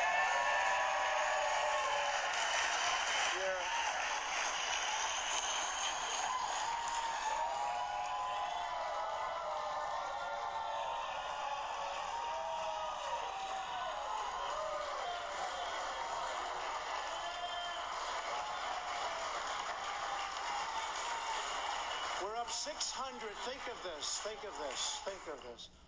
We're up 690,000 votes in Pennsylvania. 690,000. These aren't even close. It's not like, oh, it's close. With 64% of the vote in, it's going to be almost impossible to catch. And we're coming into good Pennsylvania areas where they happen to like your president. I mean, it's so we'll probably expand that. We're winning Michigan, but I'll tell you, I looked at the numbers. I said, whoa. I said, wow, that's a lot. By almost 300,000 votes, and 65% of the vote is in. And we're winning Wisconsin, so we're winning. We don't need all of them. We need, because when you add Texas in, which wasn't added, I spoke with the really wonderful governor of Texas just a little while ago, and Greg Abbott, he said, congratulations. He called me to congratulate me on winning Texas. I mean, we won Texas. I don't think they finished quite the tabulation, but there's no way. And it was almost complete, but he congratulated me. And he said, by the way, what's going on? I've never seen anything like this. Can I tell you what? Nobody has. So we won by 107,000 votes with 81% of the vote. That's Michigan.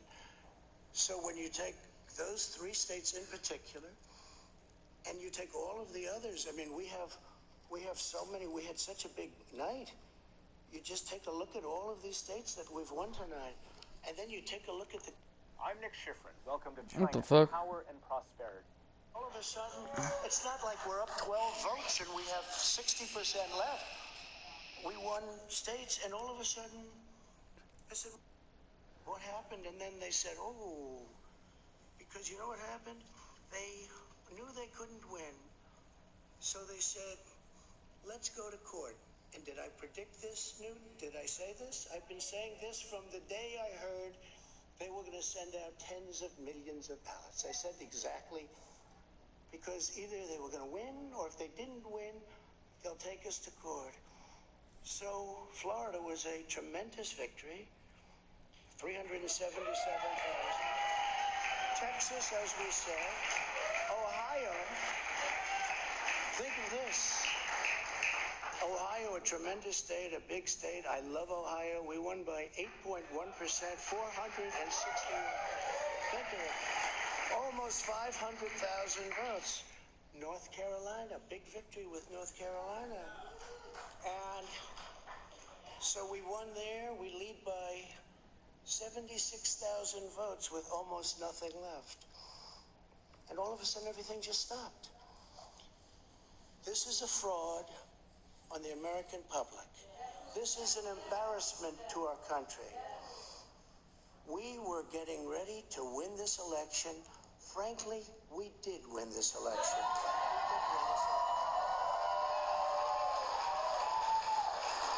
So our goal now is to ensure the integrity for the good of this nation. This is a very big moment. This is a major fraud in our nation. We want the law to be used in a proper manner. So we'll be going to the U.S. Supreme Court. We want all voting to stop. We don't want them to find any ballots at 4 o'clock in the morning and add them to the list. Okay? It's a very sad moment. To me, this is a very sad moment, and we will win this, and as far as I'm concerned, we already have won it. So I just want to thank you, and I want to thank all of our support. I want to thank all of the people that... So I just want to thank you, and I want to thank all of our support. I want to thank all of the people that worked with us, and Mr. Vice President, say a few words, please. Please.